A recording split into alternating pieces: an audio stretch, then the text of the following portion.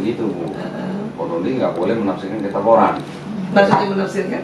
Contoh misalnya ada ayat gitu ya, kita tidak boleh menafsirkan ayat itu berdasarkan pemahaman kita. Tetap kita harus menghargai pemahaman mereka, tapi kita adu domba, Bu. Nah, jadi kalau ada ayat-ayat yang berkontradiksi, itu yang kita sodorkan ke mereka. Tolong dong jelasin, ini kok yang ini satu begini tuh, maksudnya gimana? Justru itu ya. Satu itu. Kadang-kadang susah dijelasin juga sama pendeta. Satu itu. Kedua, saya adu domba dengan kitab. Jadi di dalam kitab mereka, Bu, ini sebenarnya 2/3-nya ini adalah kitabnya orang lain, Bu. Ini kitabnya Yahudi. Oh iya, perjanjian lama Kristen, yang perjanjian lama ini. Tanah ya. Tanah. Nah, ini punya Kristen. Kan mereka jadi satu begini. Setelahnya masuk. Karena kalau dia punya bursa sebetulnya. Nah, jadi orang-orang Kristen itu sebenarnya menafsirkan kitab orang Yahudi menurut kacamata mereka. Nah, kita juga nggak boleh. Nah, ini yang kadang sering saya bukakan ke orang-orang Kristen, bahkan pendeta. Saya bilang, Pak, ini tauhid, kalau ini bukan tauhid, Pak. Saya bilang, ini pagan, Pak, kalau gitu. Kok bisa bilang pagan? Ada buktinya di sini. Di sini ngomong ini ajaran Helenistik, gitu. Gitu. Ini makanya saya idola sama Korodi. Kenapa? Saya waktu masih kuliah dulu, tahun 93 gitu. Saya tuh sholat istiqoroh. Saya mau tahu Tuhan, kenapa ajaran yang harusnya murni menjadi rancu gitu. Nah, di situ saya dapat semacam hidayah gitu. Dan tahun sekian setelah ada YouTube, setelah ada Kodoli, terjawab semua. Pemahaman saya sama. Oh gitu. Alhamdulillah. Makanya saya, wah ini nih yang saya dapat. Bahwa ini mixing, ini kepentingan Romawi, ini Paulus punya ini supaya Romawi bisa masuk Nasrani. Itu kan gitu intinya. Betul.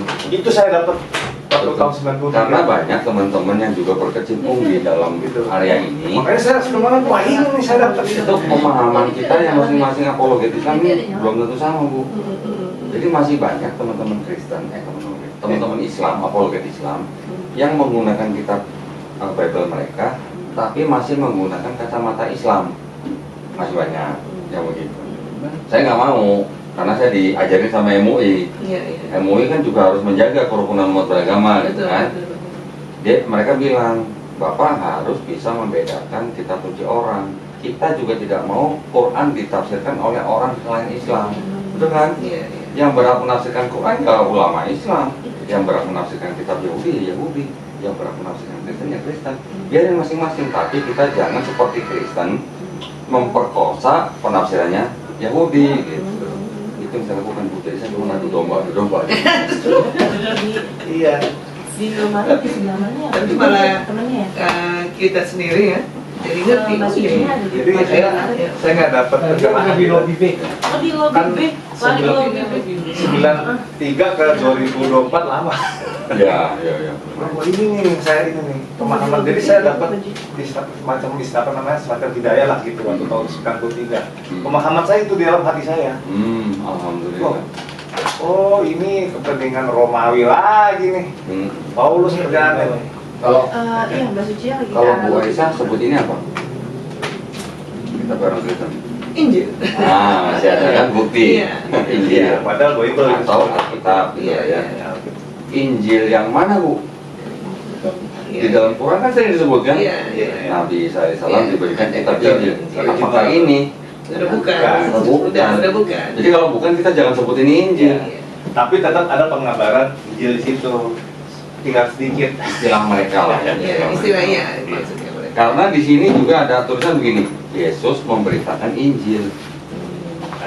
Berarti masa ini diberitakan Yesus kan nggak mungkin. Kalau di sini menceritakan Yesus memberitakan Injil, berarti itu adalah wahyu yang diterima Yesus. Nah, kita umat Islam jangan sebut ini Injil. Ya harus pakai Bible. Bible aja, Bu, bahasa Inggris lah mulai. Bukan dokter. Ya maksudnya Bible itu Inggris dari kitab suci ya? Iya, Bible bahasa Inggris, Bu. Dari bahasa Yunani Biblos. Biblos itu kumpulan kitab-kitab. Paling sejauh-jauhnya kita sebut Holy Bible gitu, untuk menghormati mereka. Gitu. Tapi kalau kita sebut Injil, Injil yang mana nih? Injil yang diterima Nabi Isa atau bukan? Padahal ini bukan yang diterima Nabi Isa. Kalau saya mendengar ustadz-ustadz sebut itu Injil, aduh, Salah tuh ya. kasihan, sayang gitu. Salah sebenarnya. Makanya saya kemana-mana bawa ini, saya tunjukin bu ke jamaah. Apakah ini Injilnya Nabi Isa? Ntar dulu, bukan. Nanti ada lagi kitab ini. Ini namanya Tanakh ini. Apakah ini Torah dan Zabur yang di Quran? Bukan, cuma Sudah nggak ada ya? sudah nggak ada. Namanya cuma Wahyu. Nah, Iya. ini kitabnya orang Yahudi nih.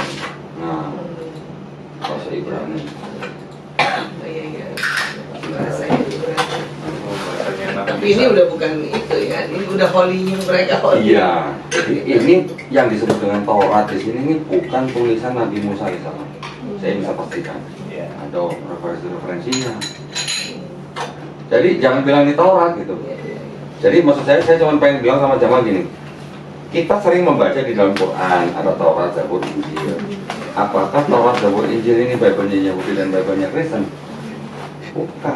Bagus, jadi kita nggak berantem gitu. Iya iya iya. Kalau orang orang Islam bilang ini Taurat yang di Quran, nah, bisa membuktikan bahwa ini tulisan atau paling tidak ditulis oleh pengikut Nabi Musa alaihissalam? Nggak bisa. Jaraknya 1000 tahun bu, Iya. Nabi Musa sama ini. Kalau di film kan ditulisnya di batu ya. Soalnya Nabi Musa. Nah itu, saya juga bilang sama jamaah gini, sejauh-jauhnya kita mau mengimani Taurat itu hanya yang tertulis di batu. Batu. Ya sama Dan siapa? sempat pecah kan? Kan memang dipercayain sama Nabi Dipercayain sama Musa. Nabi Musa kan? Nah, sejauh-jauhnya cuma kecewa. Ya, halo Met. Ini adik sepupu saya. Oh, iya. Selamat, Omet. Nah, bu, Iya.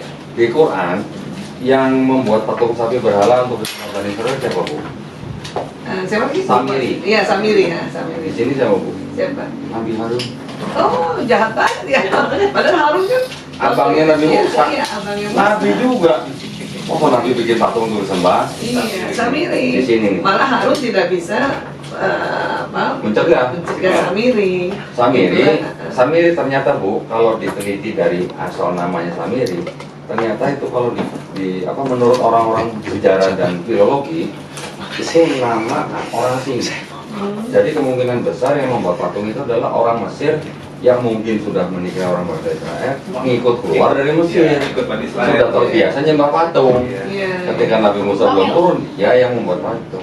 Bukan Yahudi asli, bukan Bukan. Yahudi asli. Iya. Bukan. Masuk akal. Nah di sini Nabi Harun, Wah, oh iya ya. Baru lihat loh ini kayak gitu. Nabi- Lihat tuh. Ya. Kan udah pernah lihat Arun. Taurat. Ya. Iya. Udah pernah lihat Taurat. Kelihatannya itu udah pernah ya. Di videoin dong, di videoin. Ini Taurat, jangan gitu. Bukan, ini bukan Taurat. Taurat versi orang sekarang. Misi ya. Itu dari kelompok Yahudi namanya Masoretik bu. Nah itu kayak gini-gini saya jadi banyak info nih. Dibully semua kok ya? Hah? Dibully semua kok ya? Asik. Kalau saya tidak sampai belajar bahasa Ibraninya. Dulu sempat belajar, cuma saya pikir-pikir kalau saya mendalami bahasa Ibrani, saya nggak dapat yang global konteksnya gitu. Iya iya iya. Materi-materi untuk kristologi itu kan banyaknya dalam bahasa Inggris pak. Iya. Itu yang saya cari. Gitu. Teman-teman kita banyak yang bisa bahasa Ibrani, tapi mereka yang tahu ya cuma itu aja. Ada masalah apa di situ mereka nggak tahu. Malah mereka cari tahu dari saya ada masalah apa di situ gitu. Tapi ini tulisan Ibrani memang begini. Ya, cuman aslinya begini bu, aslinya. Itu kan sudah ada harokatnya. Udah ada rokatnya ya. Ah. Akhirnya kayak alat pudul gitu. Kebalik ya. Enggak. Benar-benar bu. Harokatnya kenapa di bawah? Kalau Ini kan kalau Arab kan begini. sama bu, Ibrani juga dari kanan dan kiri. Semitik ya. Iya, sama juga itu juga dari kanan Udah ke kiri. direkam Nah, belum, kan? aslinya begini bu. Belum direkam kan? Udah rekam buat Orang dulu ya. Ini Ibrani gundul nih. Ini sudah ada harokat. Kan di Ibrani berarti tulisannya begini. Sepertinya enggak. Enggak ya? Enggak. Ibrani Ini Enggak, itu kalau Musa. yang ini dipakai oleh orang-orang Yahudi Yerusalem di daerah selatan Palestina. Kalau yang ini kalau yang ini yang gundul, Oh, ini udah ada. ya ini ada tanda baca. Iya.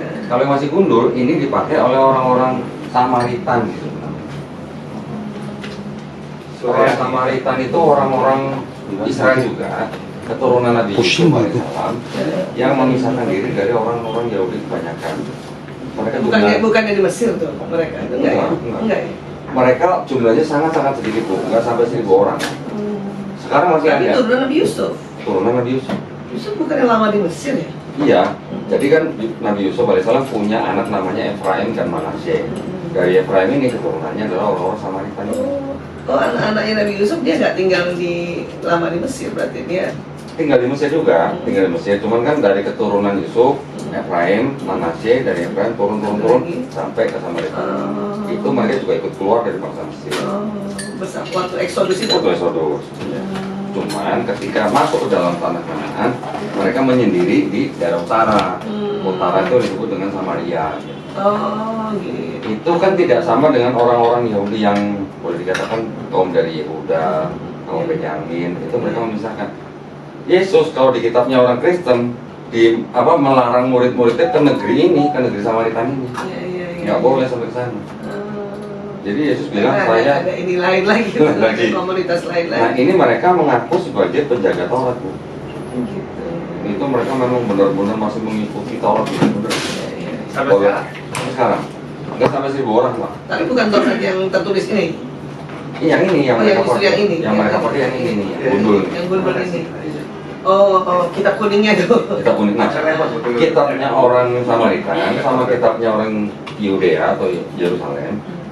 Kitabnya sama bu, 5 kitab Musa. Kejadian, Keluaran, Imamat, Bilangan, Ulangan. Tapi dari 5 kitab ini yang sudah dibuat ini perbandingan bu. Ini kan ada huruf-huruf yang tebal nih bu.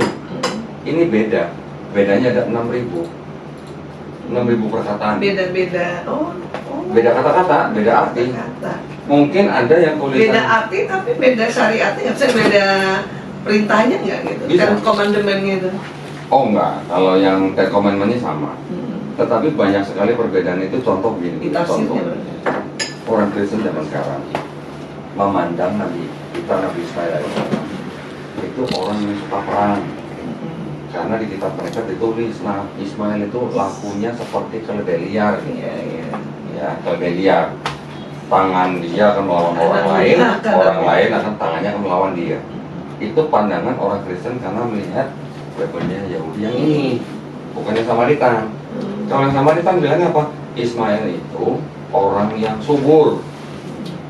Dia akan banyak membantu orang. Dia akan tinggal bersama saudara-saudaranya. Akan beda, pada itu ada yang sama. Jadi pandangan Karena orang sama-sama, maksudnya sama-sama Taurat ceritanya nih. di dalam kitab yang sama, Iya. yang mereka punya, Nabi Ismail digambarkan bukan orang yang suka perang, tapi orang yang banyak keturunan gitu. Kalau yang itu Ismail, Tondelia, orang yang suka perang, jadi nurun nyambung ke Kristen. Makanya Kristen punya sentimen kepada Islam karena dianggap kita orang-orang yang keturunan dari Ismail, mengikuti ajaran Ismail yang suka perang. Nanti diberitanya teroris, Iya. gitu-gitulah. Ini kan intinya kan kecemburuan ya, bahwa Mesias terakhir bukan dari Ishak. Ada kayak gitu. Gini. Kalau itu di mana? Gini, kalau kalau yang Yudea sama Samaritan, konsep Mesiasnya sama bu. Oh, Jadi Mesias itu nanti akan datang, dia harus keturunan Daud, iya. tapi harus melalui anaknya Daud, yaitu Raja Salomo. Nah, atau Sulaiman alaihissalam. Kalau Kristen mengklaim bahwa Yesus itu kan adalah Mesias yang dijanjikan. Tapi di sini ada syaratnya, satu keturunan Daud melalui Raja Salomo. Di sini. Sedangkan Yesus kan disebutnya anak Maria, tapi kan bukan anak kandungnya Yusuf. Kalau di Kristen, Maria diceritakan punya suami namanya Yusuf, dijodohkan gitu sama kaumnya. Nah, Bukan Yusuf Nabi kan? bukan, Ya, ini Yusuf, ya. Yusuf orang Yahudi yang memang dijodohkan kepada Maria karena Maria hamil tanpa hubungan suami istri. Iya. Yusuf ini berarti kan bukan bapak kandung Yesus. Iya. Buat orang Yahudi, ya walaupun Yusuf orang Yahudi, tapi buat orang-orang rabi Yahudi itu menganggap kalau bukan anak kandung, kan berarti anak adopsi. Iya. Berarti bukan keturunan langsung Nabi Daud, bukan keturunan Salomo gitu. Jadi mohon maaf nggak diterima, makanya Jadi orang Yahudi iya. menolak Yesus sebagai Mesias. Kedua, kata orang Yahudi, Mesias yang mau datang itu nanti datangnya setelah tidak ada orang atau senjata, tidak ada perang. Ya, jadi Yesus turun kan masih banyak perang, sampai sekarang juga masih ada perang. Ya kan? Terus kalau kata orang Yahudi lagi, yang disebut Mesias yang mau datang itu bukan Tuhan yang jadi manusia. Ini benar-benar manusia gitu yang lahir dari hubungan badan. Ada bapak ibunya. Ada bapak ibunya. Seperti Musa. Bukan Banyak Tuhan, kaumnya, ya. bukan Tuhan yang inkarnasi jadi manusia. Ya, ya. Makanya Yahudi menolak. Kira-kira gitu. Nah, konsep Mesias yang beda itu sampai sekarang belum selesai. Cuman kita Yahudi dipakai sama Kristen. Jadi orang Yahudi bilang di kitab kami di belakang tuh nggak ada tulisan to be continued gitu. Iya ada. Gitu. Tapi sama orang Kristen disambung, ditempel dengan kitab mereka yang perjanjian baru. Oh gitu ya. Saya juga dulu tuh bingung tuh perjanjian lama, perjanjian baru. Kenapa? Itu saya mau tanya. Uh-huh. Kan Nabi Isa di kan kitab Injil. Nah, kitab Injilnya itu yang berarti nggak ada sama sekarang ya? Ini kalau kita baca Quran surat Maryam Pak, di ayat ke-30, Nabi Isa alaihissalam ketika masih bayi, masih dipegang ibunya di buayan begini, Nabi Isa alaihissalam kan sudah bisa ngomong. Ketika itu Nabi Isa alaihissalam sedang membela ibunya yang dituduh berzina oleh kaumnya. Dia juga mengaku akhirnya bahwa aku adalah hamba Allah dan aku diberikan kitab Injil. Tapi kalau bayi diberi kitab Injil, apakah kitab yang jatuh dari langit? Kan bukan. Berarti dari kolbu ya? Ya, jadi yang namanya kitab Pak di dalam bahasa Arab itu bukan hanya artinya wahyu yang ditulis, tapi juga bisa berupa ketetapan, perintah atau hukum. Nah, jadi kan Nabi Isa alaihissalam diberikan Injil sebagai hukum, perintah, ketetapan dari Allah Subhanahu wa taala untuk bangsa Israel pada zaman itu. Tapi mereka juga masih pakai Taurat Masih hukum Taurat pada eranya Nabi Isa masih dipakai. Masih. Yesus sendiri masih sunat, Yesus sendiri sujud, Yesus sendiri tidak makan babi, Yesus sendiri juga puasa, Yesus salawatan, sholawat, gitu. Disolawatin malah. Yesus disolawatin juga loh Pak. Ada ayatnya orang-orang Israel memanggil Yesus Hosana anak Daud gitu. Hosana sama sholawat itu sama. Bahasa Ibrani itu ya. Bahasa Ibrani. Artinya Injil itu adalah pelengkap saja ya, pelengkap saja kan? Pelengkap. Taurat itu Di sudah saat ada. itu. Iya, di saat itu. Yesus bilang jangan kamu menyangka aku datang untuk meniadakan Taurat. Aku datang bukan untuk meniadakan Taurat, tapi untuk menggenapinya. Malah dikatakan lagi lebih mudah langit dan bumi hancur dibandingkan satu iota pun dihilangkan dari Taurat. Iota tuh huruf begini Bu, yang paling kecil di sini. Ada huruf iot namanya. Titik kali. Cuman seperti tanda kutip satu itu Bu, itu namanya iot itu. Nah ini yang paling kecil nih. Nah ini yang disebut dengan iota. Oh itu nggak boleh hilang tuh sekecil Jadi itu pun. Yesus bilang di Bible lebih mudah kiamat daripada satu iota sekecil ini dihilangkan dari Taurat. Jadi artinya Taurat itu berlaku. Artinya Taurat tetap sebagai syariah. Ya. Mungkin Injil tarekat kali ya. Iya. Nah, gitu. Kurang lebih gitu. Betul. Ya, saya Ketemu di temennya. pendalam ini sekarang dari tahun 93. Iya, iya. Saya nggak ada temennya. Oh. Sama siapa sih? Iya dari tahun 93 tuh saya penasaran. Istrinya pusing katanya, nggak usah dibuka. Ini cuek aja nih. Nah, masalah gini, Pak. Apakah di sini ada nubuat untuk Nabi Muhammad SAW atau tidak? Di Bible maksudnya. Di Bible Yahudi dan di Bible orang Kristen. Kan banyak dai-dai, ustadz atau mungkin yang mujahid-mujahid Islam klaim bahwa di dalam kitabnya orang Yahudi dan kitabnya orang Kristen ada nubuat untuk Nabi Muhammad SAW. Apakah ada? Karena apa? Karena di Quran surat Al-A'raf ayat 157 dikatakan mereka beriman kepada Nabi yang ummi yang namanya tertulis di Taurat dan Injil. Nah, karena orang kita masih berpikiran bahwa Taurat Injil itu kitabnya orang Yahudi dan kitabnya orang Kristen, makanya mereka mencari-cari di situ ada nggak namanya tertulis. Padahal nggak ada. Sebetulnya ada di itu tuh koneksi neuron di kolbu tuh. Iya, di kolbu itu adanya. Apa yang Nabi itu ajarkan kepada umatnya, ya itulah sebagai satu bentuk kesatuan kitab. Banyak yang memang ada satu ayat pada situ Pak. Dalam bahasa Ibrani itu Muhammadin. Muhammadin ya. Ada tulisannya Oh, Muhammadin. Ibraniya, bahasa Ibraniya. Cuman Muhammadin itu artinya yang terpuji. Ya memang betul. Iya. Nabi Muhammad SAW juga memang artinya terpuji. Tetapi kata itu dipakai oleh orang Yahudi untuk menunjukkan sifat seseorang, bukan untuk Nabi Muhammad SAW sendiri sebenarnya. Sesuatu nama ya. Iya. Tetap denial, tetap ada penolakan intinya kan. Iya. Jadi kalau orang Islam klaim bahwa di dalam kitabnya orang Yahudi dan kitabnya orang Kristen ada nubuat untuk Nabi Muhammad SAW, apa bedanya kita dengan orang Kristen yang menafsirkan kitab orang lain? Sekarang pertanyaannya kan gini, apakah kalau di dalam kitabnya orang Yahudi dan kitabnya orang Kristen tidak ada nubuat untuk Nabi Muhammad SAW, apakah Quran salah? Tidak kan? Karena yang maksudnya kitab itu bukan cuma hanya buku, hukum, ketetapan, perintah. Wahyu itu adalah wahyu gitu Pak. Ayat kaunnya. Iya. Karena kan itu tuh yang ditemukan di jantung manusia tuh. Iya. Jadi Institute of Heart Math itu yang dibikin untuk meneliti kalbu dan baru tahun 98 itu kan mengatakan ada suara Tuhan kan di kolbu. Jadi di kolbu tuh ada otak memang di jantung itu, di jantung ada sel otak itu yang jumlahnya 40.000. Jadi dikatakan setiap orang yang sudah lahir itu udah ada sambungan tipis suara Tuhan. Tempat menampung gitu ya. Iya, suara Tuhan. Maka itu tadi makanya waktu Dodi bilang bahwa Injil. Mik, mana Mik? Oh ini, Udah peka ya. Ini dikit nih. Lanjut boleh. Duduk situ.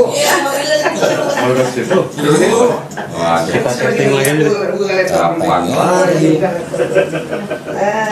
Ya, saya terus mencari-cari terus untuk mencari-cari tahu apa namanya konektifnya. Iya, mudah-mudahan nyambung gitu ya.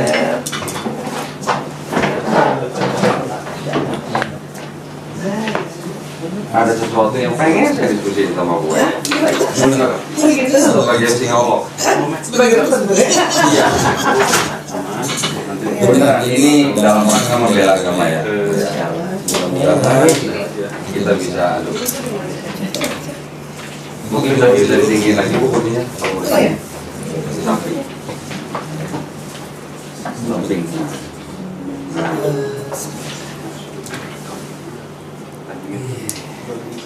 Masih nggak percaya, nggak percaya. Bisa juga nih kalau Masya Allah. Yang dulu lalu yang lalu. Semua kita. Hampir kita campur ke Surabaya kalau di buku. Iya. Kapan tuh kita? Kalau kita ada seminar di Surabaya, kita cari Kodoni gitu. Karena di Google masih di Surabaya beliau gitu. Tulisannya ya, Amelia dapat ya. Lanjut kan? Wah, udah 17 menit merekam. Tapi cuma ada pembukaan ya. Ini ada pembukaan. Biar nggak terlalu ya. Nggak usah buka-buka ya. Nggak usah buka-buka, sudah terbuka gitu. Iya. Jadi ini nih kok maksud saya. Nah, gimana sih? Kalau gini ya. Oh, Jadi ya seperti ini. Oh bisa. Iya, iya. Sampai kayak bisa. Iya, aku TV aja biar dari. Apa kita kolab? Apa kita kolab? Bisa kan? Coba ada kajian gitu. Iya, ayo bismillah. Nah, insya Allah, misalnya nanti bulan depan kita mau bikin event. Wah, ini nyambung nih berarti. Mulus. Buat di traffic.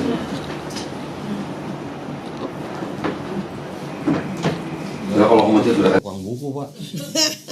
Tapi itu yang buat saya ini takjub. Kayaknya cuma saya doang deh kalau selama di masjid bawa kitab orang. Karena bukunya banyak banget.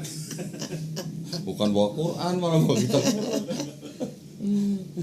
Jadi kan kok kalau di otak nih kan ada namanya sel Otak otak besar, iya. ini neuron gini nih ya. Nah ini jumlahnya kan 100 miliar gitu.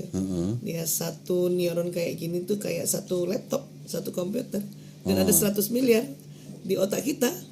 Nah dia cara kerjanya ini kabel-kabel ini dia tersambung-sambung kok. Jadi kayak gini. Ini nanti akan misalnya apa yang kita dengar, apa yang kita ucapkan gitu ya, apa yang kita lihat, itu dia terjadi sambungan tuh di otak. Ini posisinya di mana? Di semua. Oh, semua. Tetapi nanti terbagi-bagi. Ada yang nanti bagian depan otak kita ini, yang orang sering bilang lobus frontalis. Ini istilahnya bahwa awalnya di situ belum ada data.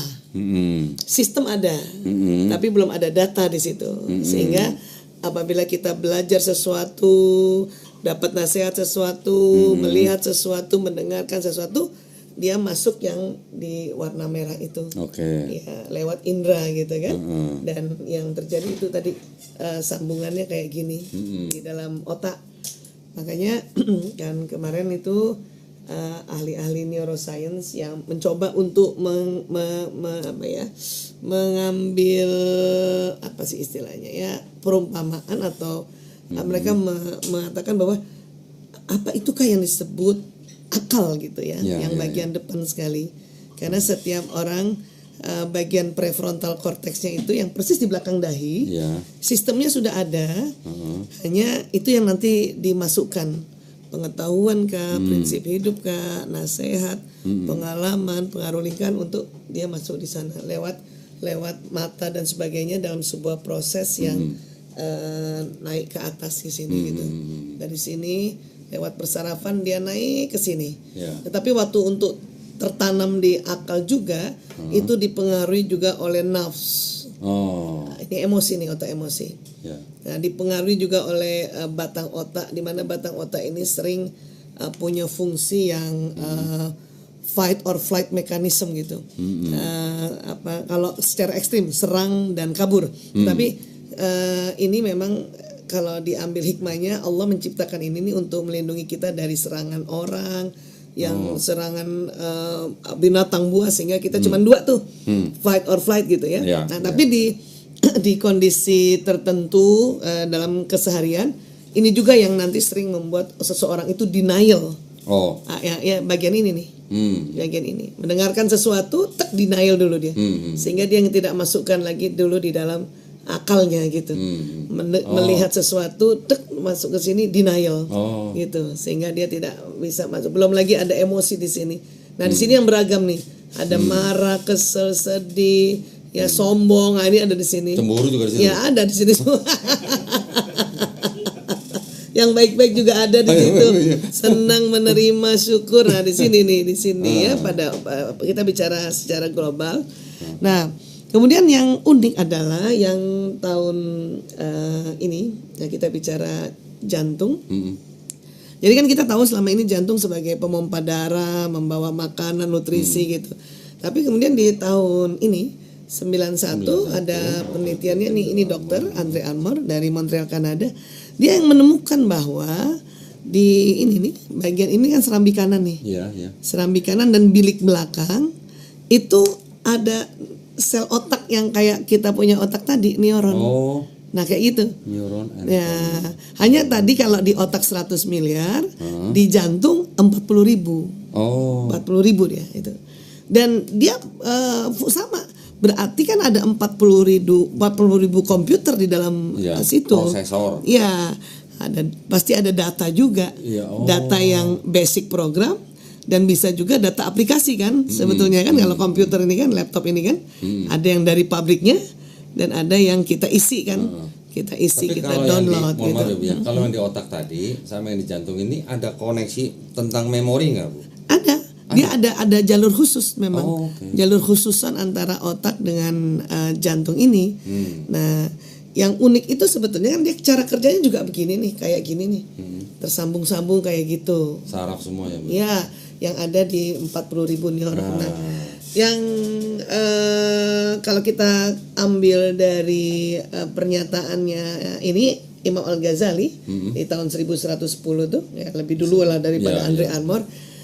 Imam Al-Ghazali kan bilang bahwa ada suara Tuhan di kolbu, di titik kolbu. Dan sebelumnya tuh Imam Al-Ghazali menceritakan bahwa kolbu itu adalah organ yang berrongga berada di dada manusia cenderung ke kiri, yang isinya darah yang hitam sekali. Itu definisi kolbu. Nah, berarti organnya merujuk ke jantung. Jantung, bukan lever yang kita sebut hati itu, ya, bukan juga paru-paru, karena paru-paru isinya udara, gitu. Ini dana. Nah, kemudian lagi Imam Al-Ghazali cerita lagi bahwa di situ ada suara Tuhan. Nah, rupanya kata para ahli ini si 40.000 neuron yang ini nih, ini karena memang adanya ini serambi kanan, ini kecil sebetulnya. Jadi kalau dikumpulin bentuknya kayak titik gitu, titik. Nah, baru lagi nanti tahun 98 ini, ya ini ada institusi kerjasama Arab Saudi sama UK yang meneliti kolbu, meneliti kolbu. Nah, mereka mengatakan begini, jadi setiap manusia itu sebetulnya di daerah sini nih, entah yang serambi kanan sini atau yang bilik belakang, itu sudah ada sambungan tipis suara Tuhan. Apa yang Tuhan mau terhadap diri manusia. Tentu karena memang apa yang Tuhan mau sesuai zamannya. Itu tadi yang kau bilang, kau Doni bilang. Jadi Nabi Isa alaihissalam waktu mengatakan bahwa saya membawa Injil, ya itu sebetulnya di dalam kolbunya Nabi Isa. Bisa jadi itu suara Tuhan ada di situ. Yang ini, iya, yang sudah ada memang tipis itu jadinya. Begitu juga Musa, begitu juga Daud. Karena memang suara Tuhan itu sudah ada di kolbu, tapi dia memang masih tipis masuk maknanya gitu. Walau alam bisawab, tapi para ahli mengatakan kalau gitu suara Tuhan itu harus ditebalkan karena neuron ini bisa ditebalkan dengan cara mengulang-ulang.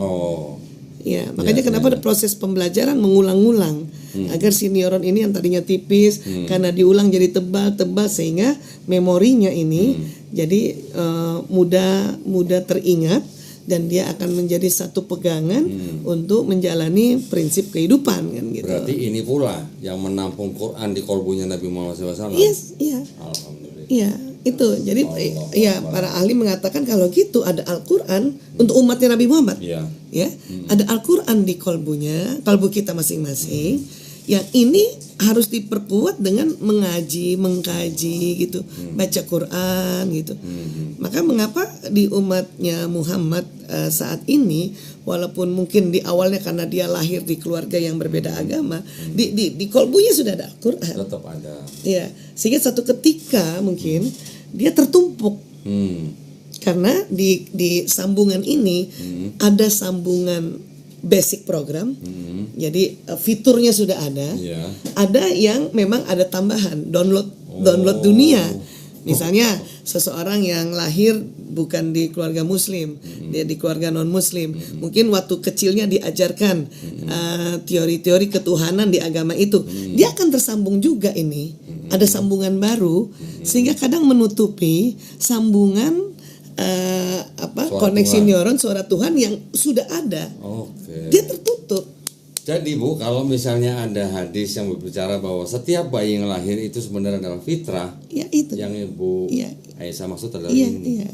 Fitrahnya adalah itu sebenarnya setiap manusia ada suara Tuhan yang untuk berserah diri kepada Allah SWT. Hanya orang tuanya yang mengajari. Jadi ketika ada yang mengatakan bahwa dia menjadi kafir, berarti ini tertutup. Masya Allah. Cover. Iya kayak gitu. Tertutup itu. Nah, jadi yang orang kafir itu sebenarnya tertutup ininya, Bu ya. Tertutup ya, kalbunya. Suara Tuhan tertutup dengan ajaran, pengalaman, peristiwa yang dia dapati sewaktu dia lahir di dunia dengan di keluarga yang bukan Muslim kan. Atau mungkin dia mengalami peristiwa-peristiwa misalnya kayak adik-adik pakai narkoba, misalnya dia dari keluarga Muslim juga kan, sebetulnya sudah ada sambungannya, cuman karena selama remaja bertahun-tahun dia pakai narkoba sehingga yang tersambung lagi adalah omongan quotes para bandar. Ada yang nostalgia. Lo kalau sebel inget gue, kata Bandar. Kata Bandar gitu. Kalau lo lagi marah inget gue kan, kata Bandar kan gitu. Nah itu nyambung nih. Terus ingat kan tadi.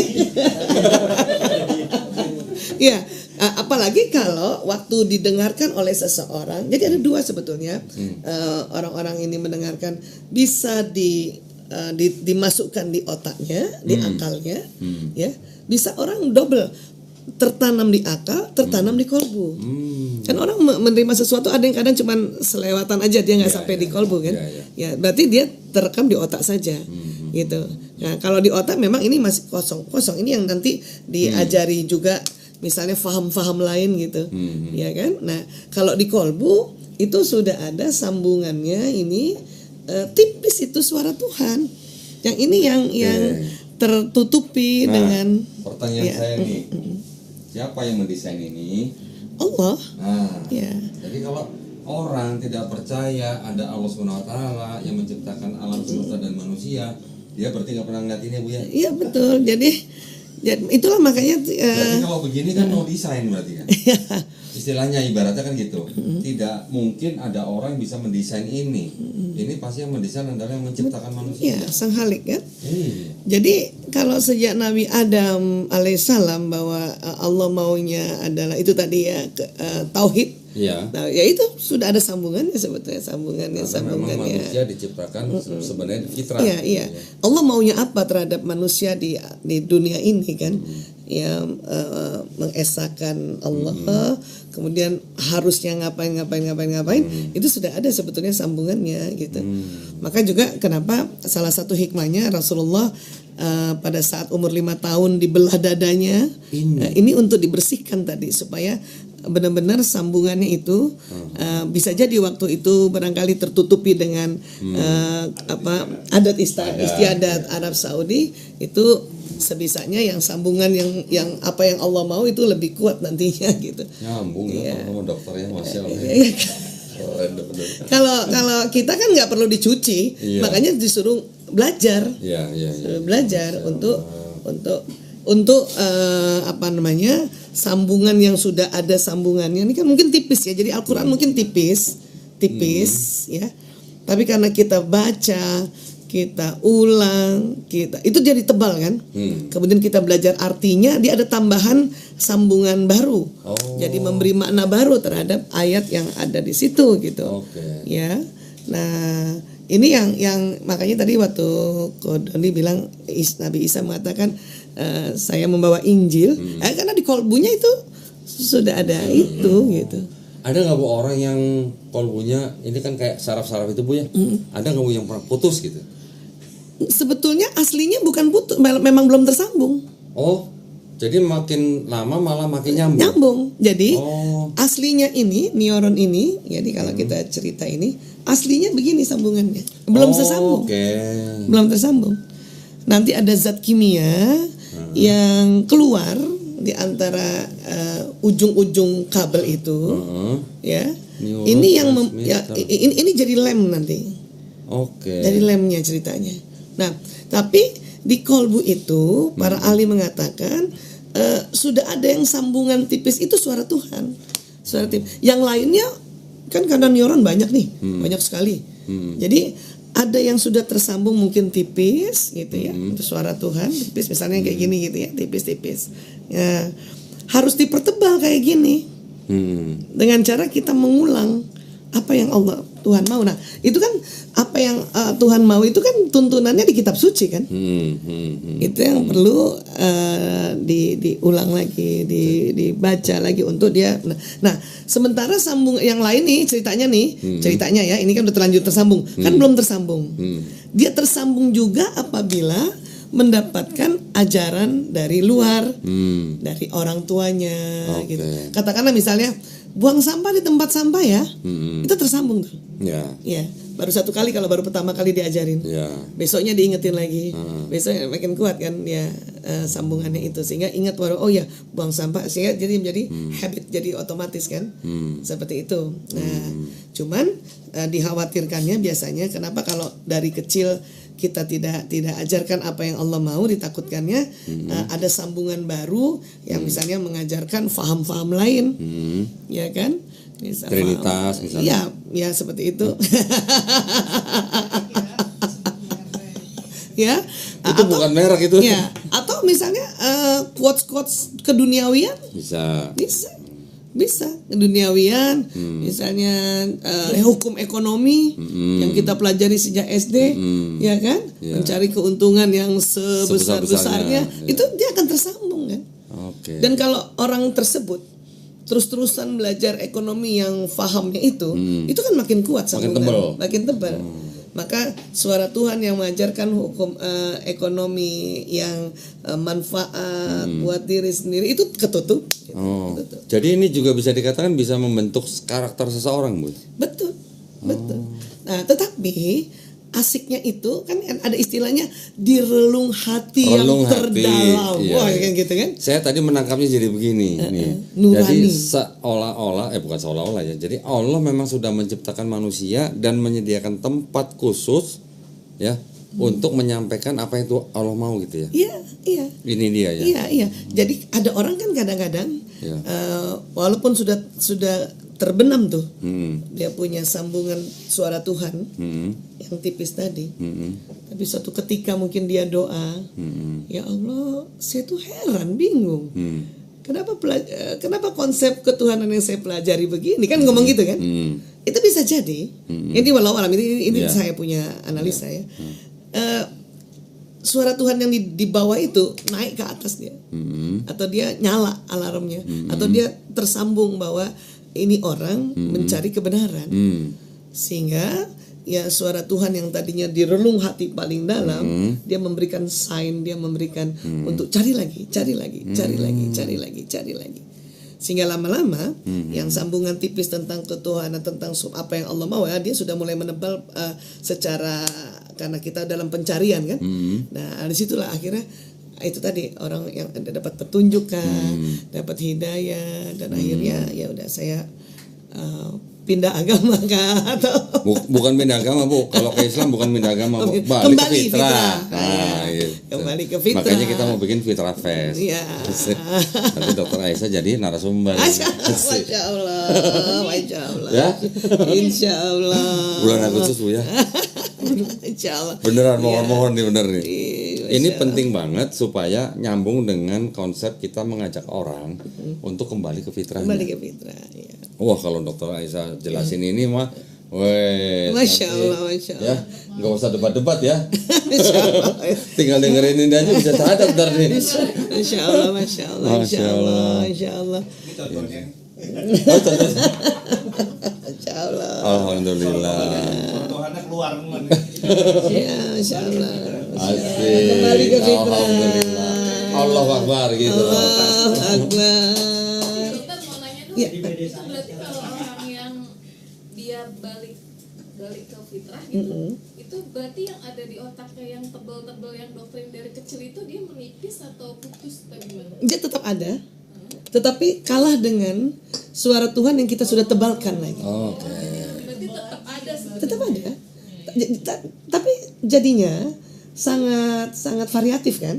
Seperti Kodondi, sehingga Kodondi bisa menjelaskan tentang apa yang Kodondi pernah pelajari di waktu Kodondi masih kecil sebelum kembali fitrah, gitu. Karena memang sudah ada sambungannya itu, bukan menjadi putus, dia ada, sehingga waktu memberikan penjelasan, berdebat mungkin itu memang tahu. Jadi menurut saya sebenarnya seorang yang mu'alaf itu di kolbunya tuh variasinya keren banget. Lebih banyak gitu ya.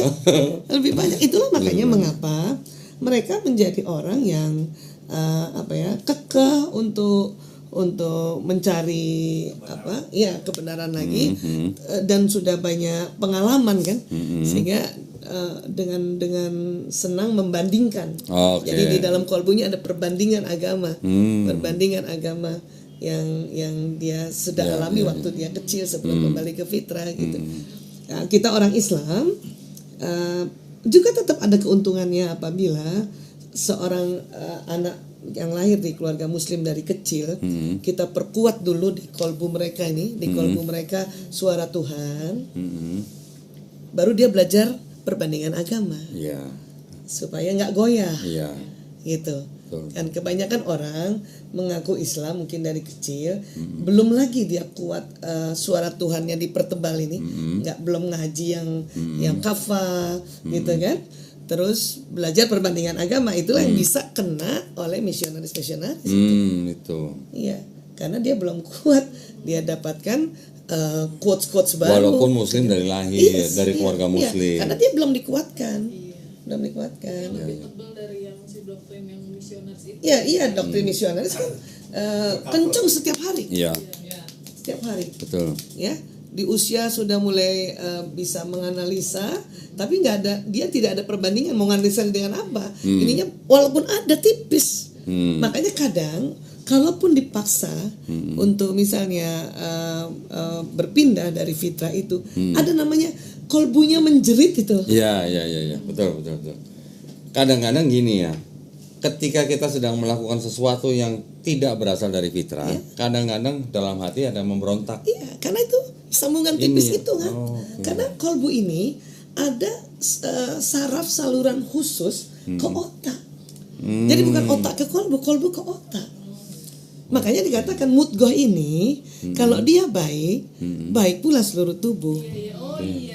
Nyambung ya. Kalau dia jelek pula seluruh tubuh gitu. Oke. Ya, makanya kita sebagai orang tua seintens apa menjaga kolbu diri dan kolbu anaknya ini, gitu untuk.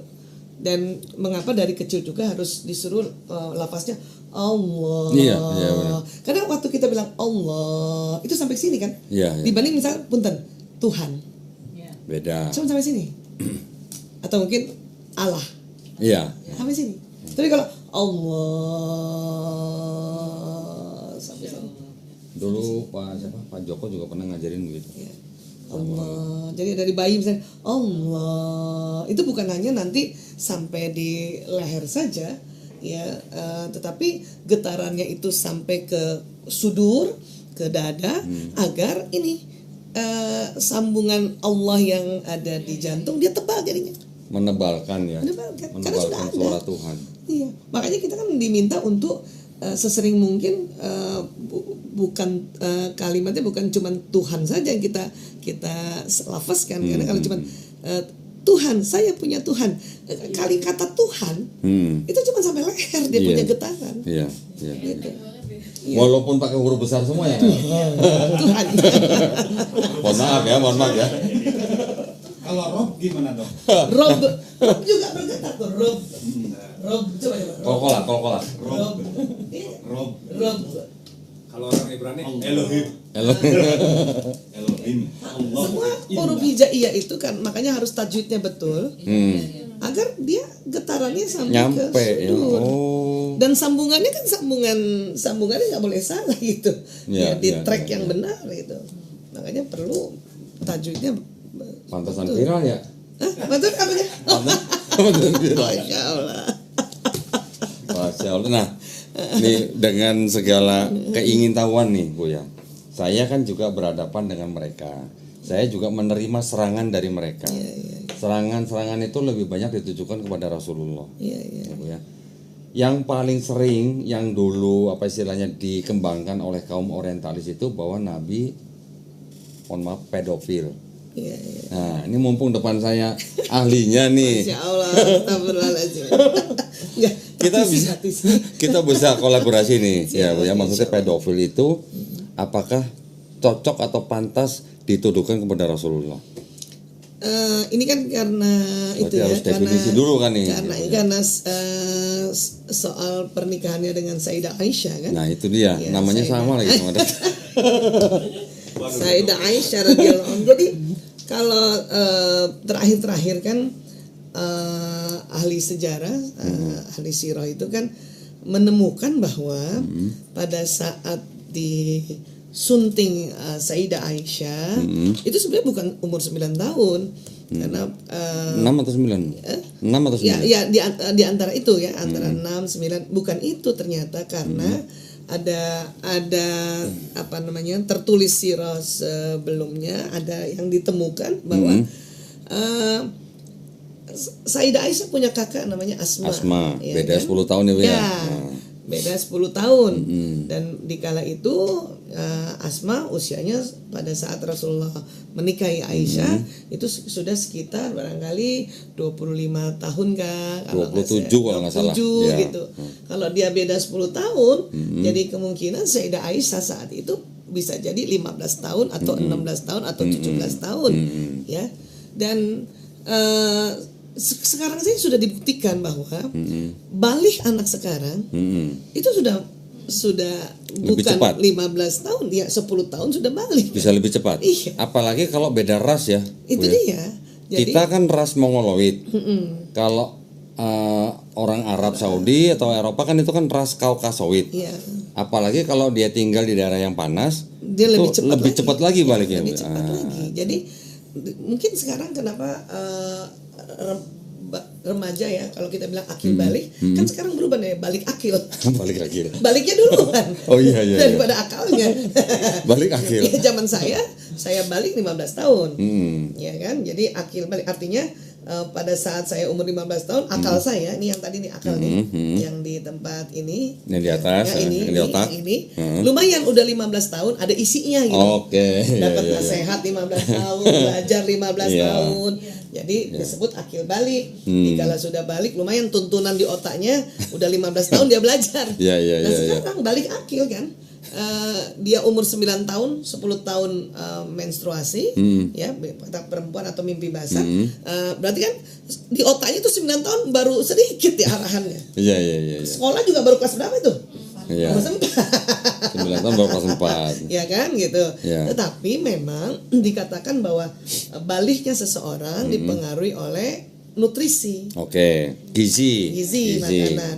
Tentu tadi di Arab Saudi kan tentang Panas. panas dan sebetulnya lebih bernutrisi itu makan kambing. Lebih Betul. bernutrisi. Bukan tempe. Kita Bukan tahu tempe. kedelai.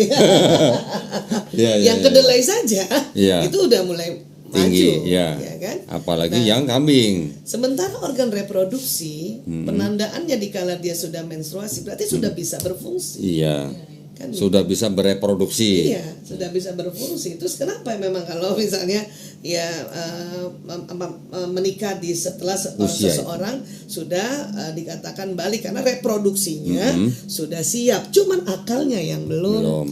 Dan makanya seorang ibu nggak berani dong nikahin anaknya umur 10 tahun 11 tahun karena akalnya ini yang untuk jadi tuntunan hidup, prinsip hidup itu masih kurang. Makanya lah dibikinlah sebuah undang-undang pernikahan agar minimal usia berapa. Minimal usia berapa gitu. Tapi kembali kalau sekarang semakin terbukti secara sirah, secara bahwa Rasulullah dikatakan pedofil kan udah nggak benar itu kan? Iya, jadi maksud saya gini ya Bu ya. Kalau pedofil sendiri kan istilah itu baru ada di abad ke-19. Iya, betul. Sebelum itu kan nggak ada istilah pedofil. Nggak ada. Itu kan sebenarnya sebuah masalah perubahan standar moral. Itu. Iya kan?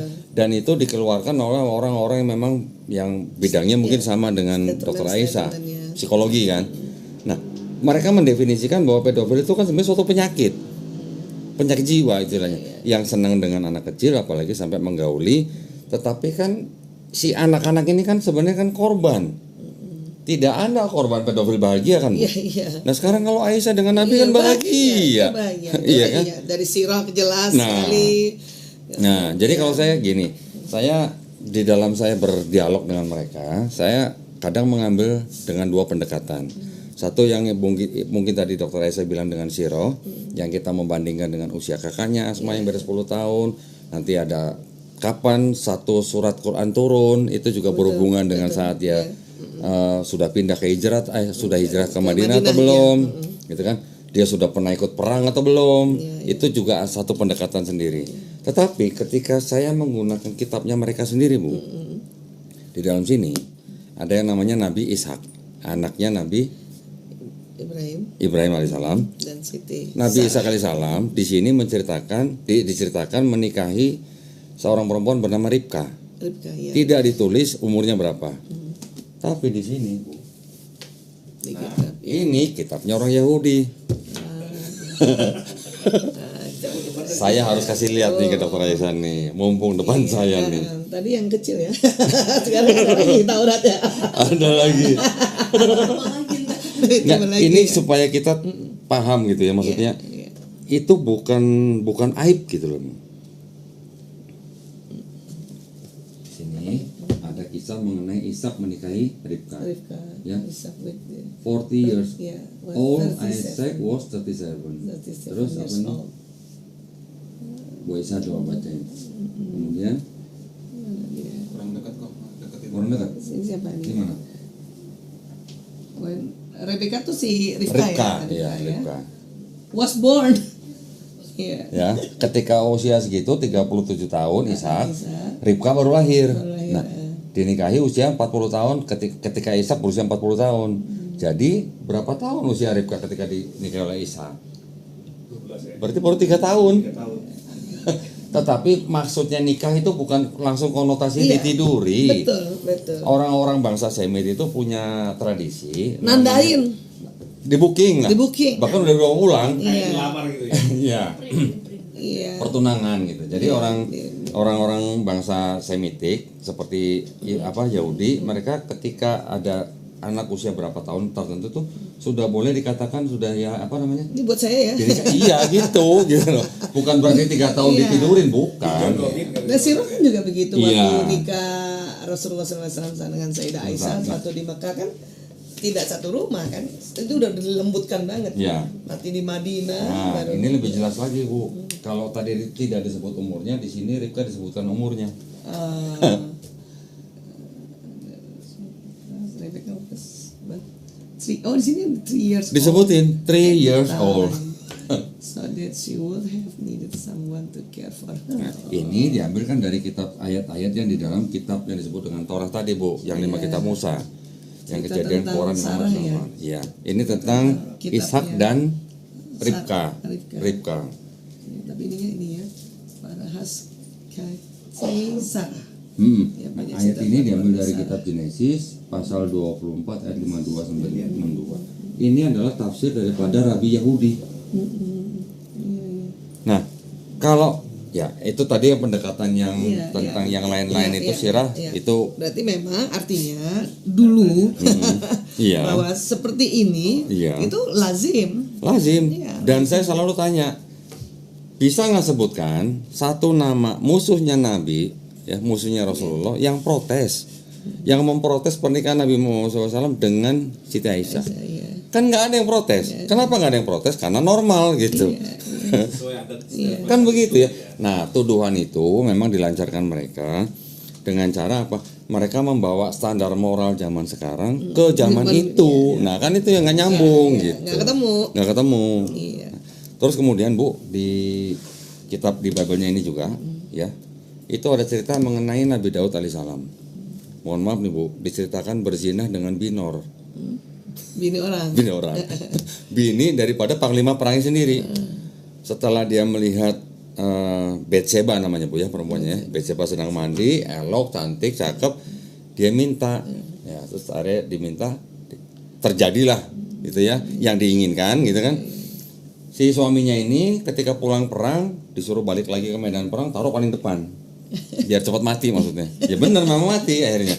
Nah, baru dinikahi istrinya ini. Menurut perhitungan yang perempuan yang namanya Betseba, istri daripada panglima tentara sendiri itu bisa dihitung mundur Bu umurnya. Ketika dia ditiduri oleh yang disebut dengan Daud di dalam kitab ini, umurnya antara 7 sampai 9 tahun. Iya. Nah, itu dihitung dari berdasarkan umur kakeknya. Kakeknya si Betseba ini namanya Ahitofel. Semua dari sini Bu bisa dihitung.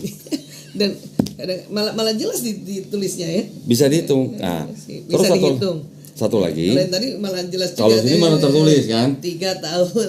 Satu lagi yang di Perjanjian Baru kan diceritakan bahwa ibu daripada Yesus yang bernama Maria itu kan dinikahkan dengan Yusuf. Di sumber yang sekunder, sumber Kristen yang sekunder diceritakan bahwa Maria itu ketika hamil, ketika nikah dengan Yusuf, umurnya baru 12 tahun, Bu. Nah, kalau menurut standar pedofil yang dikembangkan, yang ditemukan oleh orang-orang di abad ke-19, apakah bisa disebut Nabi Ishak yang di sini pedofil? Tentu tidak. Apakah bisa disebut Daud yang di sini pedofil? Tentu juga tidak. Kita juga nggak berani ngatain gitu.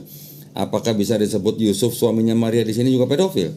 Karena pedofil kan di bawah 15 tahun ya, Bu ya? 15 atau 16 tahun ya? Itu Yusuf dinikahkan berarti setelah Setelah Maryam hamil. sudah hamil. Iya, Nah, iya. iya. Di sini ada, Bu, saya malah sober, tapi sekunder ya, Bu ya. Cerita usia ibunya Yesus ketika dia Hamil. menikah dengan Yusuf. Oh, ketika menikah Yusuf.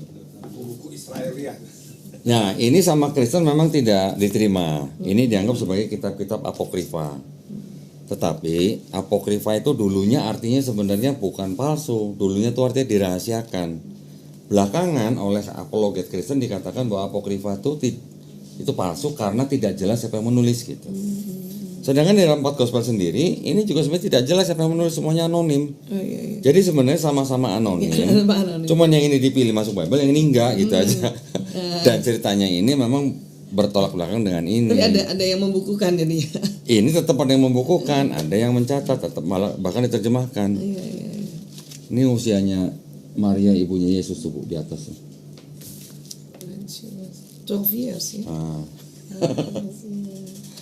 Nah, kalau 12 tahun menurut standar pedofilia zaman sekarang kan Tetap belum masuk tetap Terhitung iya di terhitung bawah- ini ya, terhitung. apa kita mau bilang Yusuf suaminya Maria pedofil? Kan nggak mungkin gitu loh. Iya kan. Nah. Termasuk kan misalnya kayak undang-undang pernikahan itu kan memang baru dibikin itu Ya. kan dengan alasan bukan masalah itu tadi yang kita cerita tuh bukan masalah reproduksinya belum siap tetapi dia berharap akalnya kan ya. gitu kan. Di Amerika di abad-abad 17 kan standar minimal usia pernikahan masih rendah sekali kan, Bu? Masih ada yang 12 tahun, 14 tahun, 15 tahun. Iya, karena patokannya itu barangkali ya di saat itu juga sudah balik ya, sudah Di apa, Bu ya? Namanya di tradisi Yahudi, perempuan buat mereka itu ada yang mengatakan bahwa usia 3 tahun sehari udah boleh ditidurin. 3 tahun 1 hari. 1 hari 3 tahun 1 hari. Saya sih mungkin belum bisa menerima 100% apa benar atau tidak ya usia segitu ya. Tapi itu saya baca memang di dokumen-dokumen yang sekunder lah, bukan yang primary begini lah. Di tradisi Yahudi pula bahwa laki-laki usia 13 tahun dan perempuan usia 11 tahun itu udah boleh menikah. Memang usia-usia menikah nih. Iya. Di zaman dulu gitu loh ya, belum ada wifi, belum ada internet mungkin ya. Iya. Sudah Karena boleh memang menikah. hormon lagi tinggi-tingginya itu. Usia segitu, Iya, betul. malah dikatakan ya itu tadi sedang mencari pasangan. Nah, Ya, kan, ya. mencari pasangan. Kalau istilahnya perempuan-perempuan yang perlu dengan laki, usianya kebanyakan di bawah 11 tahun. Di Bible ada cerita ketika bangsa Israel perang melawan bangsa lain, mereka boleh membunuh siapa saja lawan perangnya, kecuali siapa? Wanita-wanita yang belum pernah tidur dengan laki-laki. Itu dijadikan tawanan perang. Contoh misalnya ada di ayat tertentu, ketika mereka menawan kira-kira 32.000 orang wanita yang belum pernah tidur dengan laki-laki, itu dibagi 2. Ya, ini untuk yang suku apa, ini untuk suku yang lain. Dari 32, sisanya kan 16.000. 16.000 itu jatahnya upeti untuk Tuhan. Ada upeti untuk Tuhan gitu. 32 wanita yang belum pernah tidur dengan laki-laki. Yang 11 Berarti tahun ke umurnya di bawah 11 tahun. 11 tahun di bawah. Tapi maksudnya upeti untuk Tuhan itu bukan istilahnya disembelih untuk dibakar, itu bukan. Diserahkan kepada imam besar bangsa Israel. Ya untuk dia gitu loh. Tapi judulnya untuk Tuhan. Tapi yang pakai imam besar gitu. Itu. Enggak, boleh nggak kita sebut itu sebagai pedofil? Iya. Kan enggak juga. Ya, Itu kan tradisi. kenapa hanya Rasulullah yang dituju itu, yang ini malah itu maksud padahal saya. ya, itu kan zaman-zaman yang memang seperti itu kan. Iya. Lagi pula kan kalau kita baca kisahnya Nabi dengan Aisyah kan cerita pernikahan yang bahagia gitu. Iya. Masa ya korban gitu kan. Iya. Itu yang sering hampir tiap hari saya hadapin orang-orang seperti itu, berbicara menuduh Nabi kita, macam-macam, Bu, banyak. Iya, ya itu dalam rangka memang denial tadi tuh batang Iya. otaknya Iya. menolak Makanya dua tuh dia nyerang Iya. atau kabur. Kabur. Betul. Masya Allah. Nyambung ya kalau ngomong Masya Allah, sama ahlinya. Oh ya Allah. Saya juga karena ini juga apa namanya ngurus narkoba kan kok. Iya. Jadi sejak 98 ngurus narkoba kan yang dirusak kan otak gitu ya. Sama kolbu bagian mananya sih apanya sih gitu. Kalau nggak salah kan juga ada ayat ya Bu ya di Quran ya bahwa Allah Subhanahu Wa Taala tuh bisa menarik orang ubun-ubunnya kan. Ya itu. Ini dia Bu ya.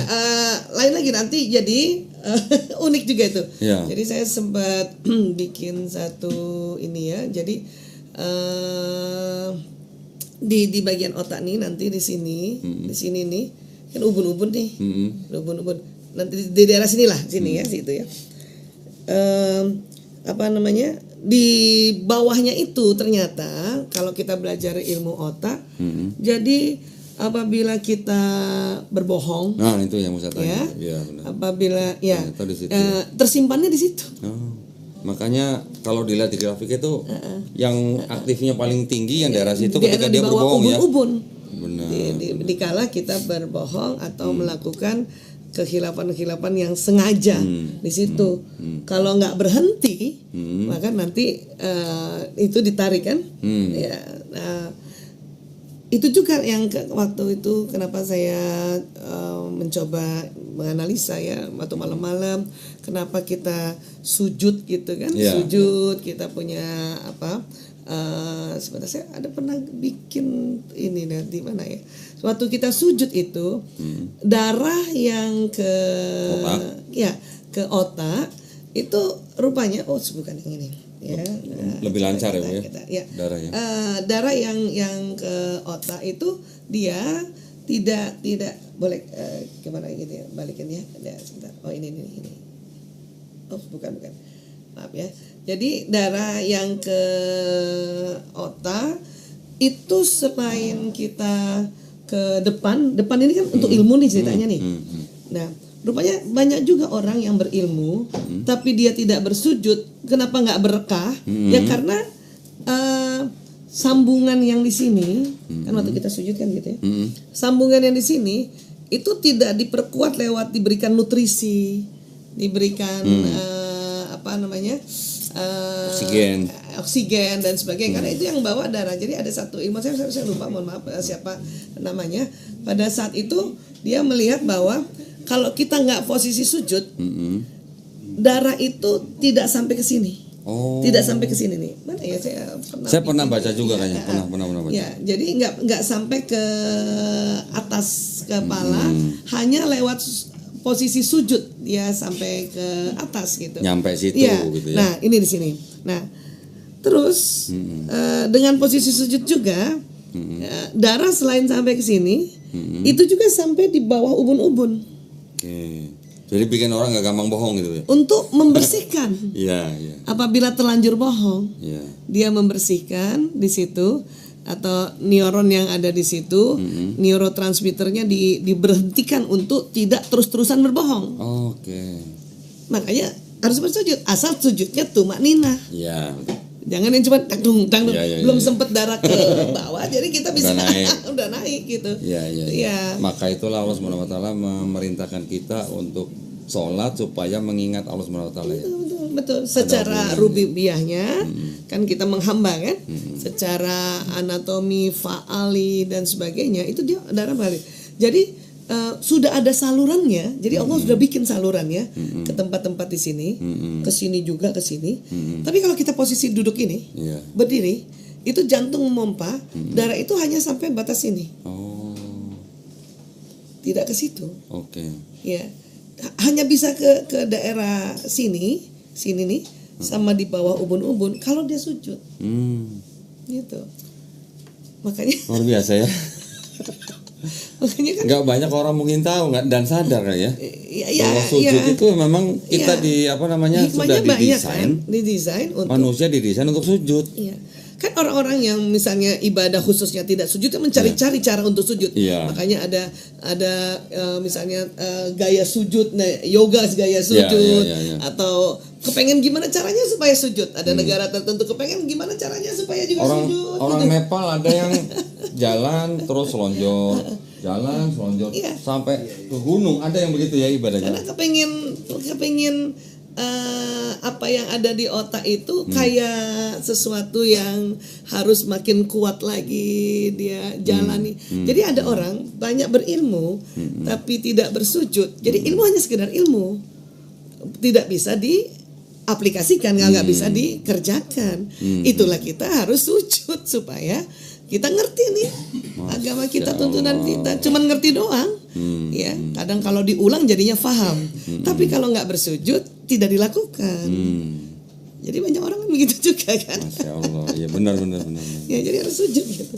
Keren ya. Ya itulah. Berarti ya benar dong kalau dikatakan bahwa Islam itu memang agama yang diturunkan Allah SWT, agama yang diridhoi di sisi Allah SWT, yang memang berguna buat manusia, yang memang didesain untuk manusia.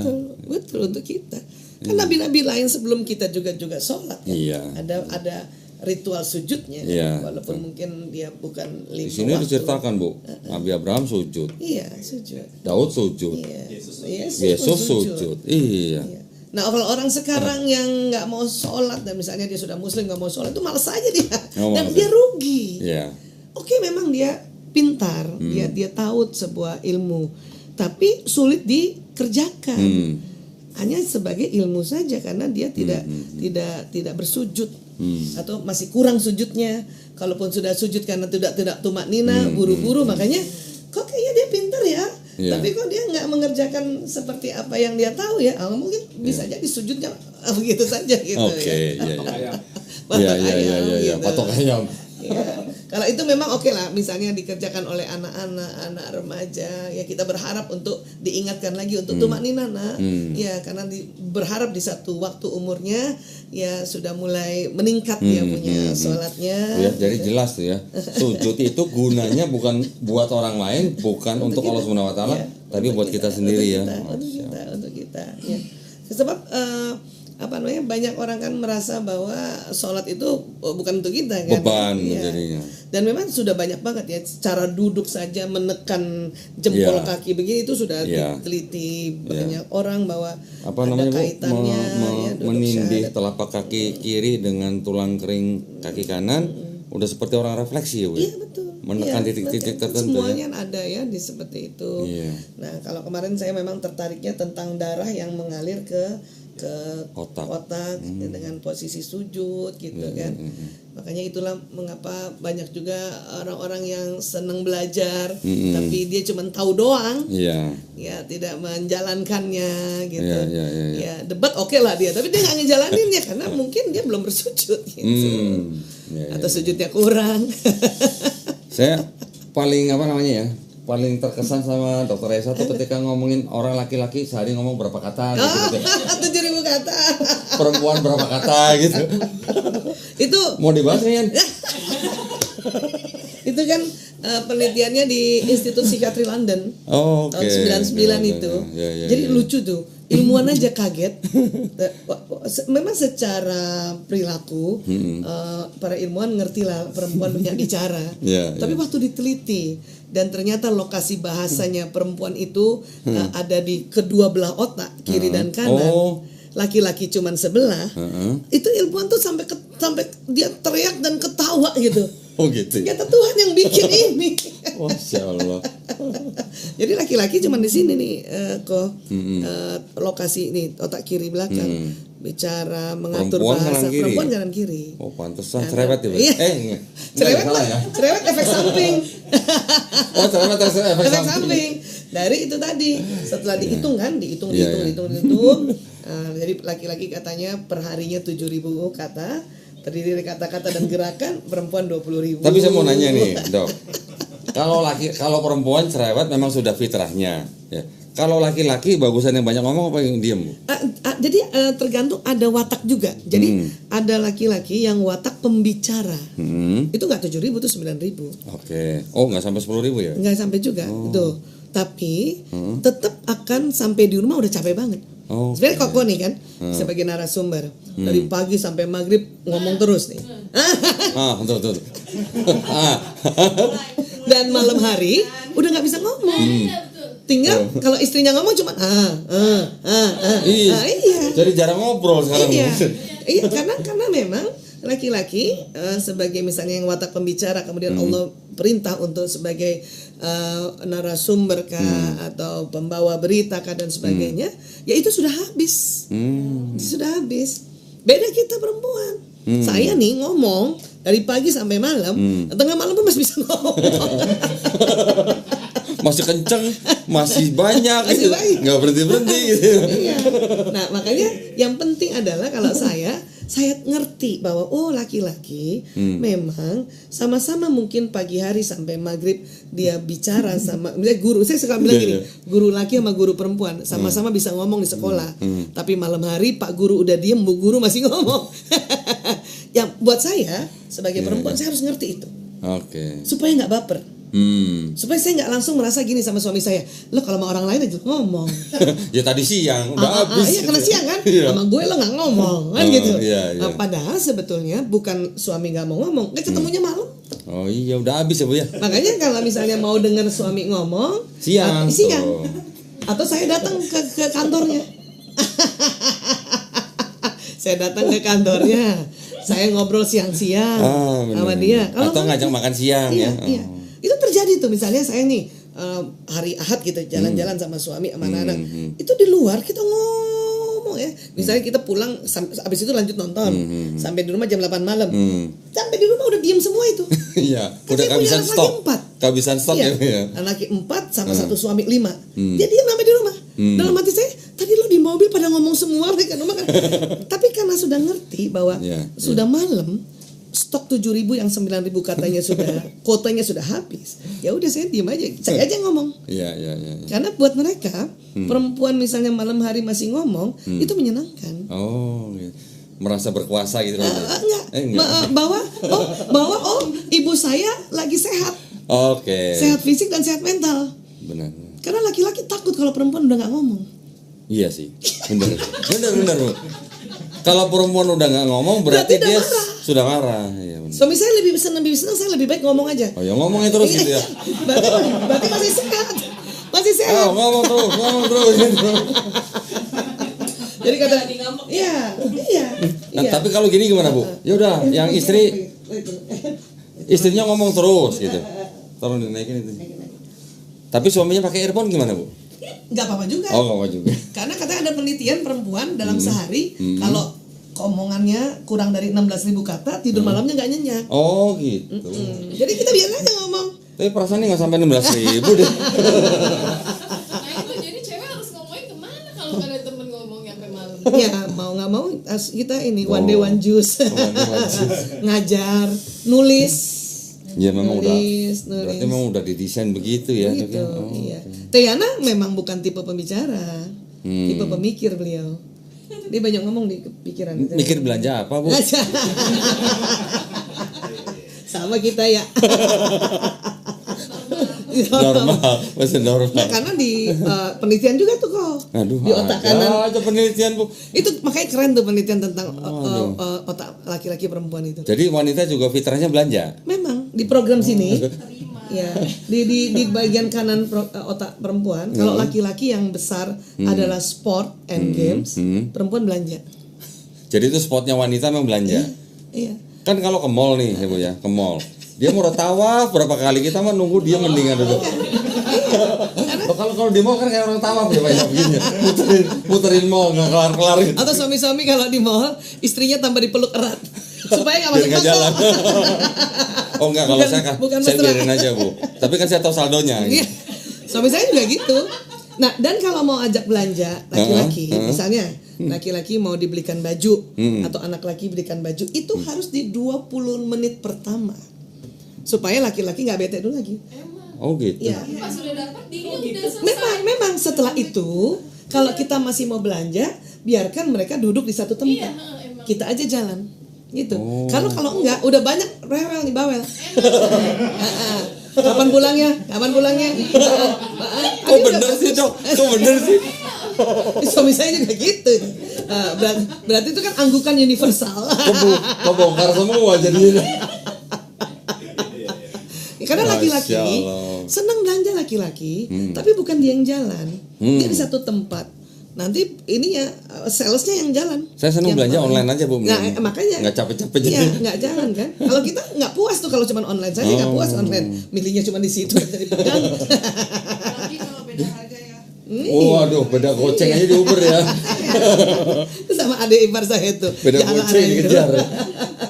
Jadi memang begitu, maka bikin strategi dari perbedaan ini karena fitrah, ya kan, walaysa dzakaru kal unsa kan. Masya Allah, ya. Karena fitrah bikin strategi agar satu sama lain tidak jengkel, tidak marah, tidak kesel, nggak capek hati, nggak pegel hati. Ya berarti memang sama-sama harus memahami fitrah masing-masing ya Bu ya. Gitu ya. Makanya sebetulnya saya kalau seminar lengkap, saya jelasin yang perempuan begini, yang laki begini.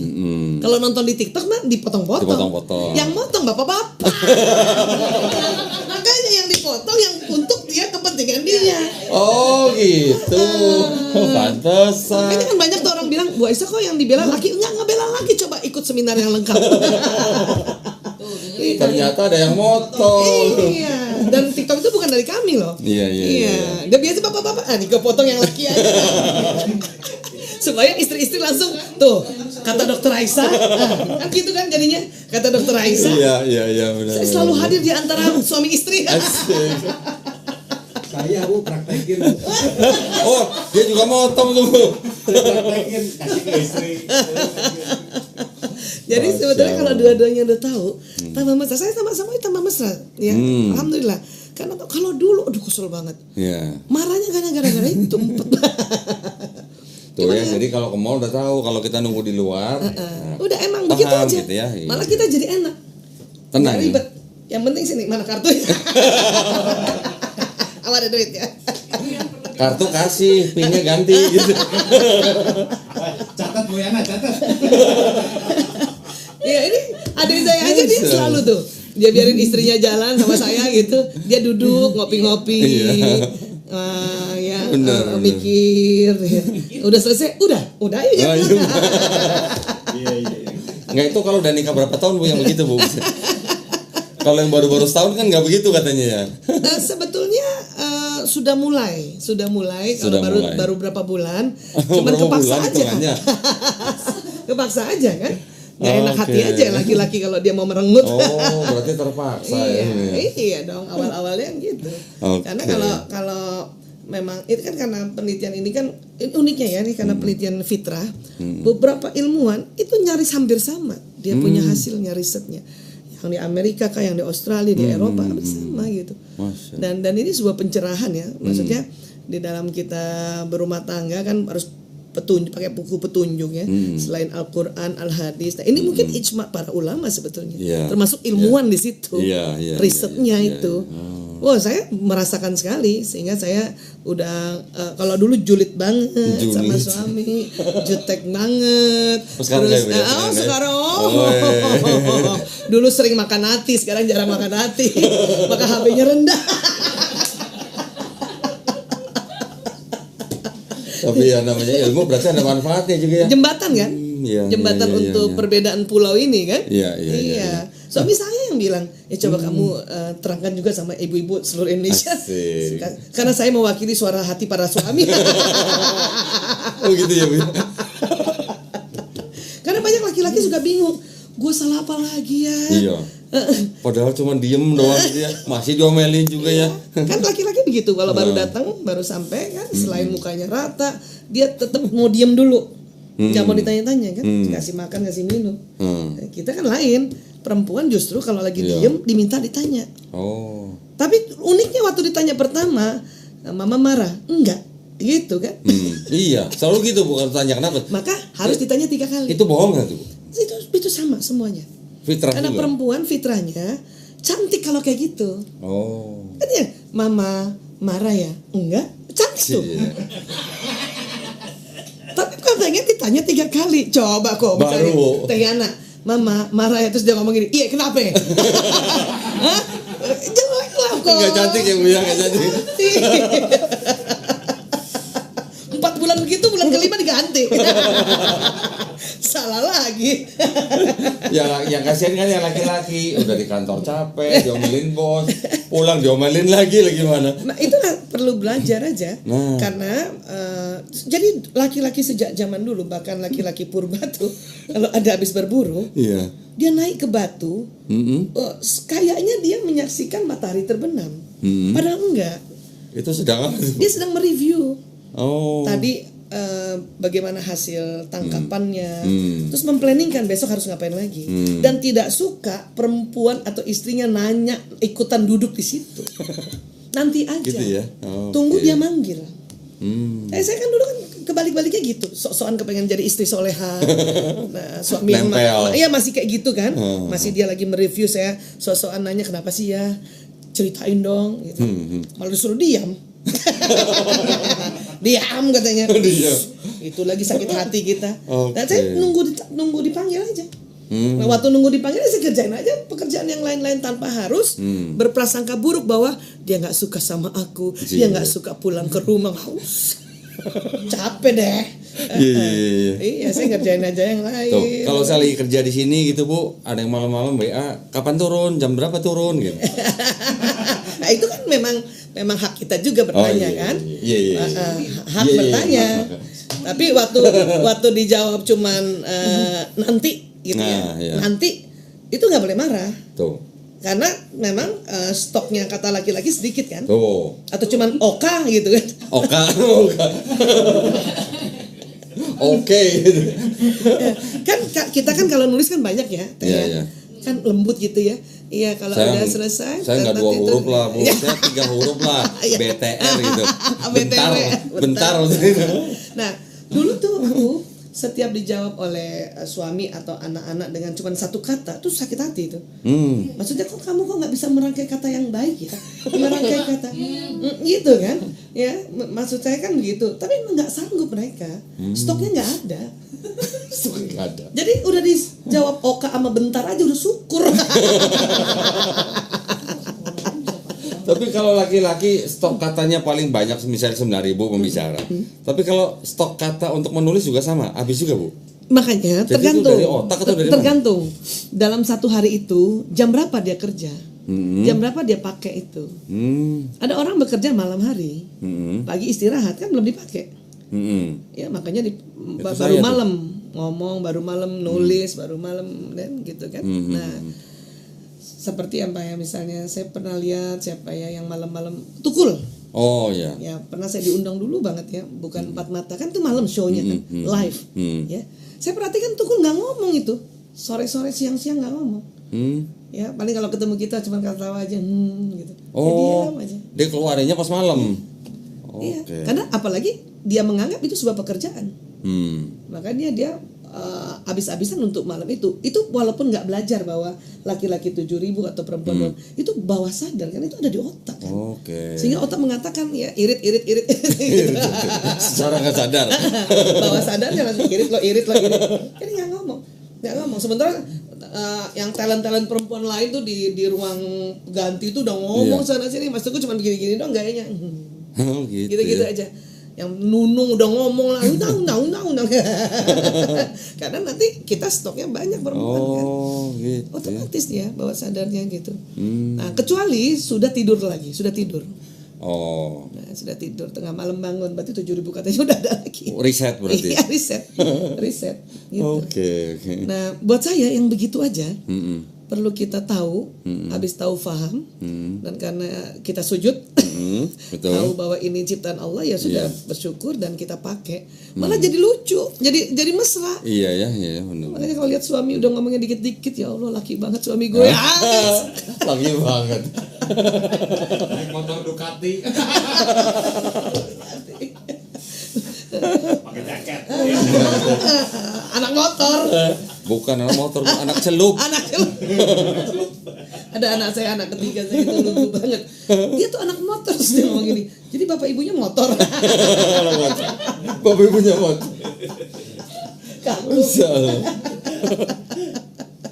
Alhamdulillah. Itulah makanya mungkin itu viralnya karena itu.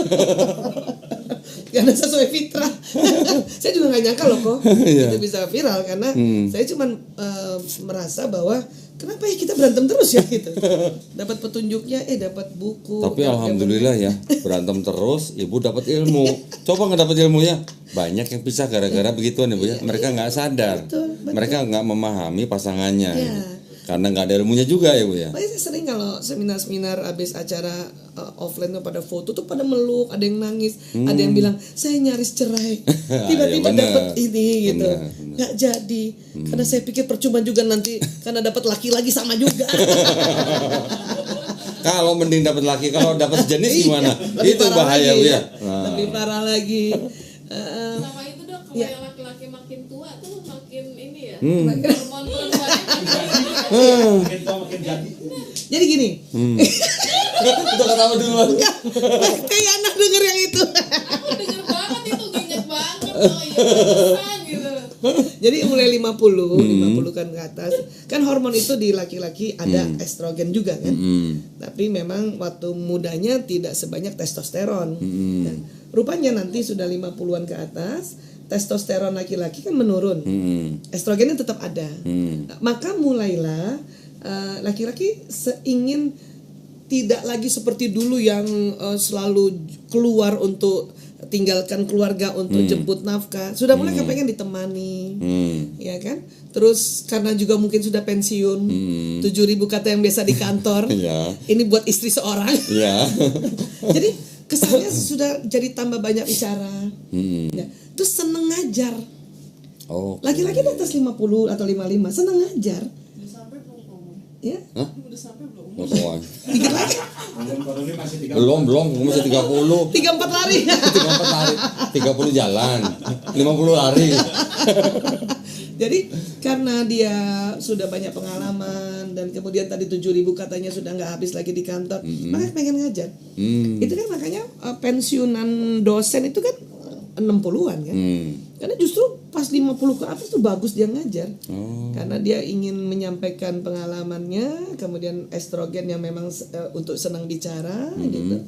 Nah, makanya kadang-kadang kalau mereka bukan dosen, mereka bukan pembicara, bukan narasumber, seringnya itu fenomenanya kalau sudah punya cucu, cucu yang diajarin.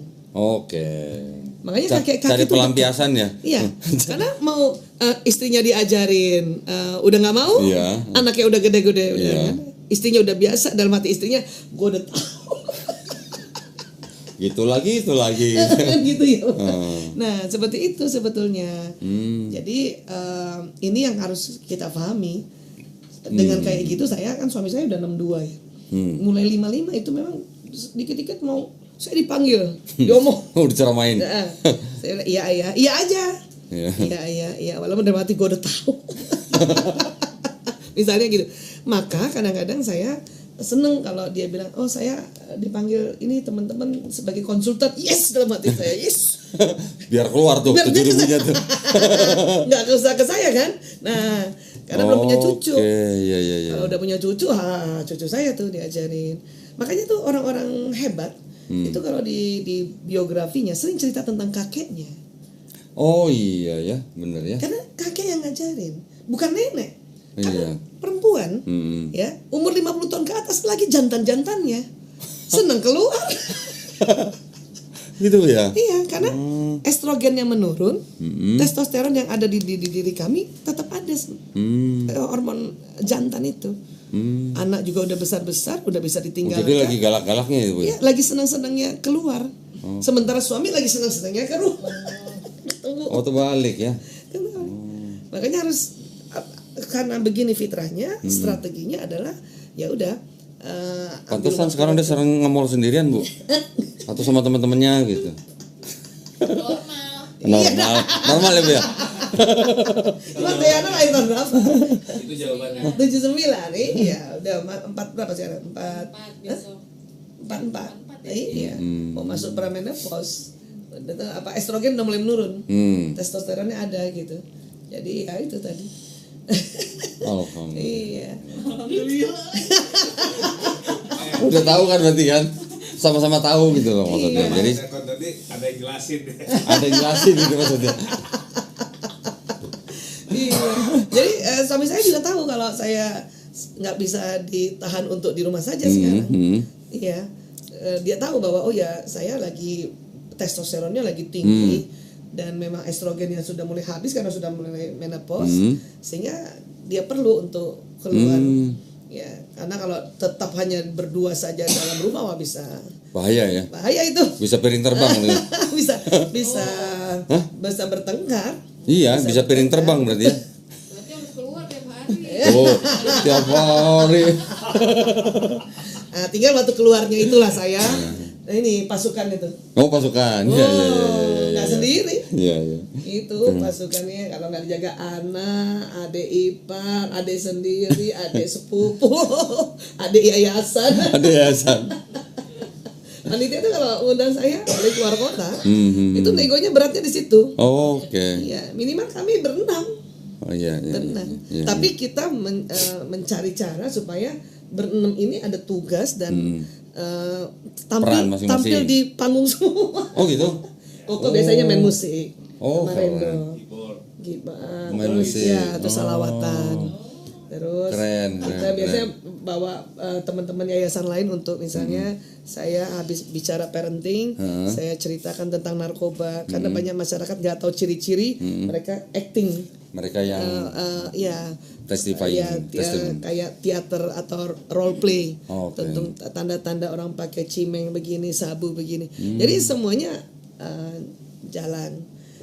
Ada ipar saya yang jagain saya tuh. Oh. Mereka udah Yang paling, foto-foto. berarti yang paling berat dong berarti. Oh berat ya? Tugasnya. Kalau pas foto-foto. Paling berat tugasnya berarti. Mas Omet di IT. Oh, Ya. sama. Dia udah tuh kalau udah saya diserbu orang-orang, tunggu Bu, sebelah sini Bu. Satu-satu bakal dapat. Yang gituin gua belum ada loh. Kita mah nggak biarin. Oh, biarin. Udah serbu. Iya, kita juga gitu kan. Tapi ibu-ibu kan lebih ganas kan kalau Oh, iya ya. kalau nggak diatur. Justru Bu kalau di masjid yang minta foto ibu-ibu saya lebih takut malah ibu itu. Iya. Dan ya, kadang-kadang kan mereka kalau misalnya cuma konten doang kan mereka bisa lihat di media sosial. Tapi ketika bawa ketemu fisik, paling nggak mau bilang terima kasih atau bisik-bisik curhat colongan, itu curhat terjadi. colongan. Itu terjadi kan?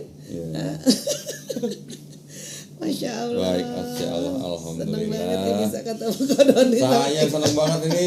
Waduh, bisa ada Dokter Aisyah di studio sini. Alhamdulillah. Oh ya tadi katanya siapa Bang Jimmy sama ini mau ini apa butuh sertifikatnya ya? Ya. Iya sih, cuman apa syarat ulang?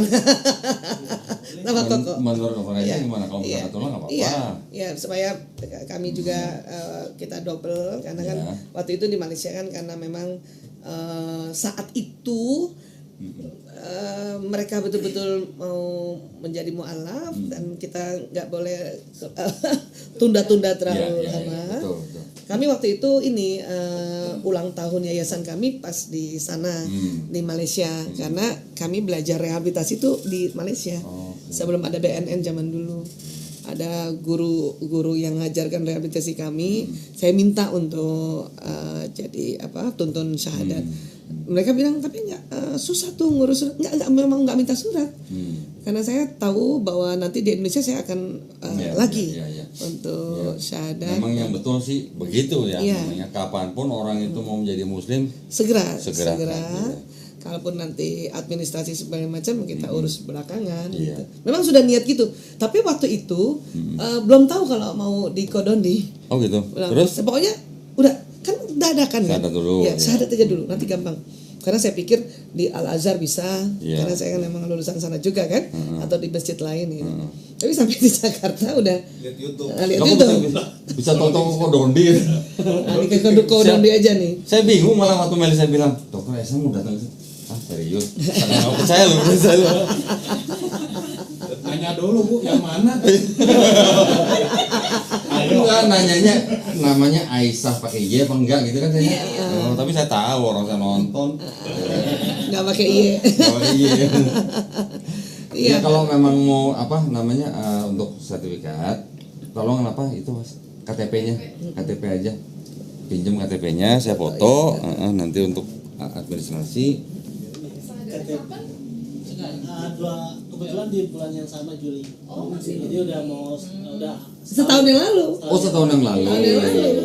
Iya, tahun yang. Nah, dalam setahun itu perjalanan kita untuk kemana ya? Kita untuk selain ada pembimbingan juga, Oke. pembinaan. Nah, itulah terus muncul. Tapi pembinaan Islamnya sudah. Kalau Orendo karena dia direhabilitasi di tempat rehabilitasi kami intens memang. Intens. Koko aja, Koko karena dia agak jauh. Iya, agak kurang katanya. Kok Jimmy di mana tinggalnya? saya di Ancol. Ancol. Di Dufan ya. Pademangan ya? Ke Karangbolong. Kalau itu Oh, kan kecamatan. Oh iya iya iya. Nah, ini KTP-nya masih Katolik. Iya. Bang Rendo. Iya karena ada sertifikat juga. Karena Iya, makanya itu dia. keluarganya saya masih jadi satu sama orang tua. Iya. digital. Ya?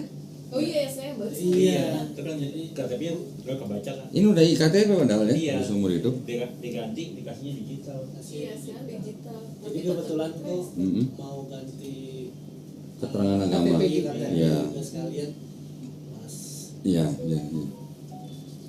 Mau umroh kok. Insya Alhamdulillah, Masya Akhir Allah. September. Kapan? doain. Desember. Akhir September. Akhir September, Akhir Masya September. Allah.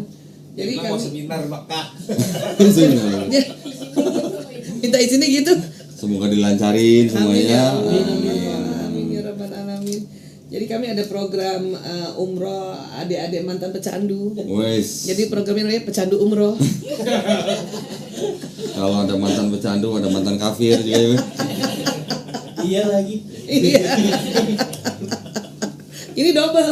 Double. Udah mantan pecandu, mantan kafir. Berarti double mantan dong. Mantannya double. Sekarang mudah kok ganti keterangan agama di KTP kok. Iya kok. Dengan sertifikat itu nggak sampai sehari jadi di kelurahan. ya? Nah, Kakak cari- juga, kakak Iya, cari petugas Dukcapil di kelurahan. Dukcapil. Dukcapilnya yang mengganti keterangan agama itu petugas Dukcapil. Dukcapil namanya. Mereka kan biasanya suka ada perwakilan di kelurahan. Dukcapil. Berarti masih pengurusannya dari kartu keluarga ya? Iya, Nanti nanti saya masih pisahin dulu tuh. nah kalau bisa dulu baru ganti keterangan agama. Tapi jangan lama-lama ya ganti keterangan agamanya. Tapi masih Cepetnya. mau ngapain dipisah-pisah? Jawab kapan sih? Kamu buat apa? Buat pasti banyak pertanyaan. Nah, saya orang yang susah ngomong lagi bu. Kebanyakan dia menjadi mikir. Pindah alamat bilangnya pindah Hah? alamat. Pindah alamat. Pindah alamat kan saya tinggalnya di Rumah orang tua. Jadi mau pindah kemana? Baca kan ini jelas. Oh iya. Oh iya boleh. Ini boleh Itu kirim gimana saya. tuh kok? Skakmat. Gimana katanya tipsnya kok? Orang tua masih nanya. Gini. Gua belum tahu ya. Tuh, nih, tipsnya dikasih nih. Belum tahu Belum karena tahu. papa saya sampai sekarang masih aktif di gereja dan sering ngasih penginjilan di mana-mana. Tapi dulu gua ganti KTP nggak pakai kakak kok. Hah? Tapi kakaknya kan jadi berubah. Di kakak juga pasti berubah. Oh iya, karena gua pas nikah aja langsung sama kakak udah. Pisah. Ya karena nikah, Oh, pas karena pisah. nikah. Oh, ada buku nikah nggak kok? Hah? Buku nikah ada? Kunikah di mana? Kan Katolik kan nggak boleh pisah kan? Iya. Loh, Ya, kalau kau udah nikah. sama istri masih Saya atau sama istri yang pertama udah enggak. sudah enggak? Dan itu udah berpuluh-puluh tahun lah. Oh, sudah lama. Udah lama banget. Oh, oke. Ini kelahiran Bapak 69 ya? 69. Oh, oke. Si ayam berarti.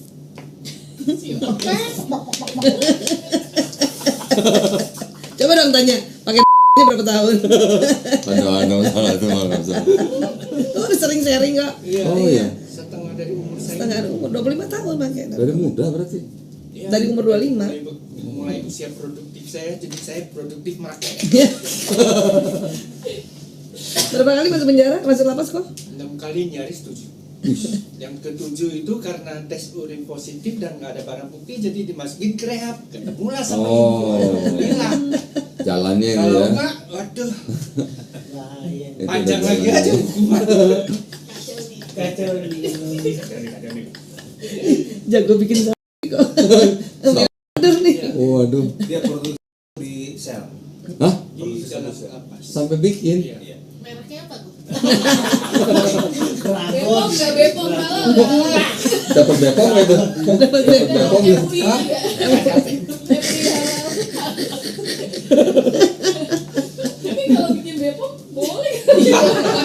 Remigius Harsa Tono Masri. Kalau ini Bang siapa? Ronaldo berapa tahun pakainya? Oh masih 11 tahun. Kalau sekolah juga S3 tuh. 11 tahun maksudnya kok 11 tahun. Pakainya. Masya Allah. Alhamdulillah ya bisa balik ya. Pakai lagi ya. Ya itu kali rumahnya deket masjid kayaknya. Jadi pas azan itu ya sambungan tipis di kolbunya nyala itu. Nyala terus ya. Iya. Dekat masjid kan rumahmu kan. Ya kalau gitu untuk dapat sertifikat kita mendingan saja sadar. Iya betul. Mohon maaf nih Bu Ya, berarti. itu dulu. Yuk. Saya memang maunya begitu kok. Iya supaya inilah afdol aja. Biar afdol gitu. Masih belum berani itu ada di YouTube. Iya justru itu keluarganya lihat ya. Afdolnya insyaallah. Ya manggil Siapa duluan silakan duduk sini. Yang tua dulu. Yang tua berangkat. Iya. Jaga-jaga kok. Keluarganya tetap kirim ke bapaknya. Kirim ke bokapnya. Saya malas ributnya doang, makanya saya beribadah tuh saya diem. Cukup saya dengan Allah aja. Asik. Masih diajak makan babi kan di rumah. Gini, segini. Saya Jadi nanti waktu salaman ada ganggu. saya kalau diajak makan di rumah, saya selalu udah makan aja dulu saya masih kenyang. Saya gituin. Di rumah masih masak babi. Oh, kan saya nggak serumah. Oh, Cuman iya. kadang-kadang kalau lagi Kalau pengen datang. lihat orang tua, pas datang dia lagi makan, ya sama-sama makan. Oh enggak. Kadang-kadang kalau kayak tahun baru kemarin, tahun Imlek, itu kan pasti ada itu. Iya. Sengaja saya nggak datang. Datang di hari kedua. Udah habis. Udah habis. Iya, memang udah nggak ada acara. Iya.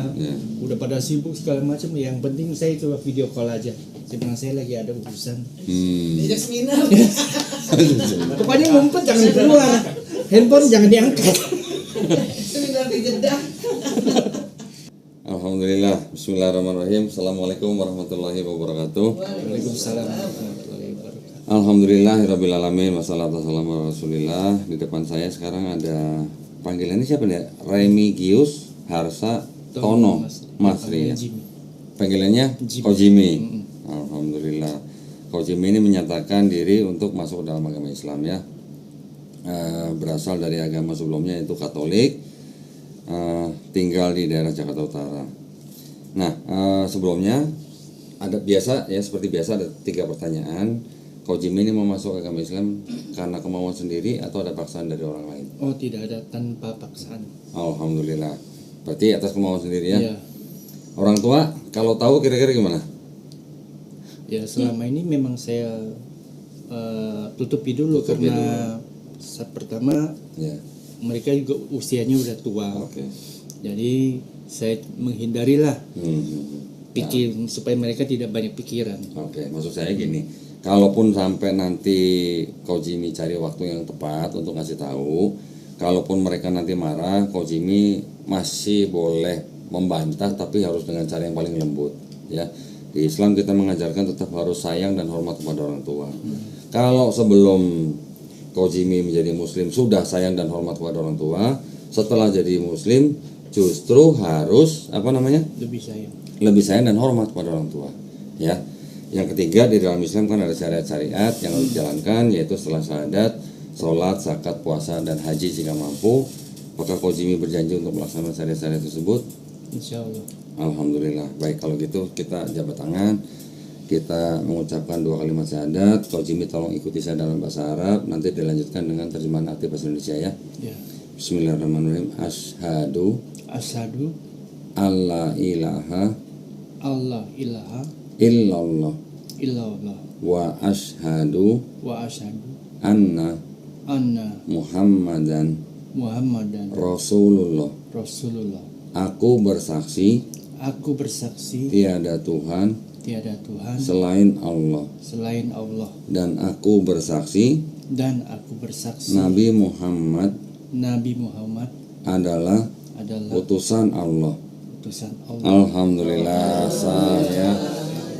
Alhamdulillah saya mau peluk dulu Ko Jimmy sebagai saudara saya seiman. Alhamdulillah, mudah-mudahan kita semua istiqomah ya. Selamat Koko. Selamat ya.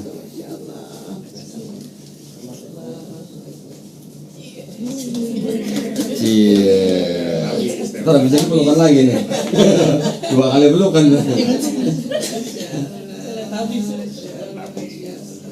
Ya, ini nyambung nih berarti ya, nyambung. Alhamdulillah, sekarang ada saudara Renaldo P. Lopulalan, betul? Iya, kok. Jakarta Pusat. Lopulalan nih marganya berarti Marganya, ya? kok. Marga mana nih? Ambon. Ambon, oke. Orang tua memang dari Ambon semua ya? Dua-duanya Ambon. Oke. Ini KTP Jakarta Pusat ya? Iya. Agama sebelumnya adalah Kristen. Juga Bang Renaldo ini menyatakan diri untuk masuk agama Islam. Iya, kok. Betul? Apakah Bang Renaldo ini mau masuk Islam nih atas keputusan sendiri atau kemauan sendiri atau ada paksaan dari orang lain? Enggak ada, saya keputusan saya. Keputusan sendiri, alhamdulillah. Orang tua sudah mengetahui? Belum. Belum. Sama ya, seperti tadi pesan saya buat Ko Jimmy, Bang Renaldo juga kalau sampai nanti orang tua mengetahui dan marah-marah, Bang Renaldo boleh membantah tapi harus dengan cara yang paling lembut ya. Kemudian yang ketiga, di dalam Islam juga ada syariat. Apakah Bang Renaldo berjanji untuk menjalankan syariat-syariat tersebut? Bismillah. Ya, setelah bersyahadat ada sholat, zakat, puasa, dan haji jika mampu. Ya, insya Allah dimudahkan ya. Iya, kok. Baik, kalau begitu kita berjabat tangan. Kita Bang Renaldo ikuti kata-kata saya dalam bahasa Arab, kemudian nanti dilanjutkan dengan arti dalam bahasa Indonesia. Ya, Bismillahirrahmanirrahim.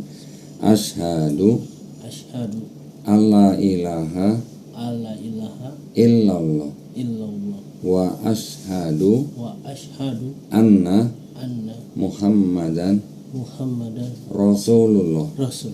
Aku bersaksi tiada Tuhan selain Allah dan aku bersaksi Nabi Muhammad adalah utusan Allah. Alhamdulillah. Takbir. Alhamdulillah. Alhamdulillah.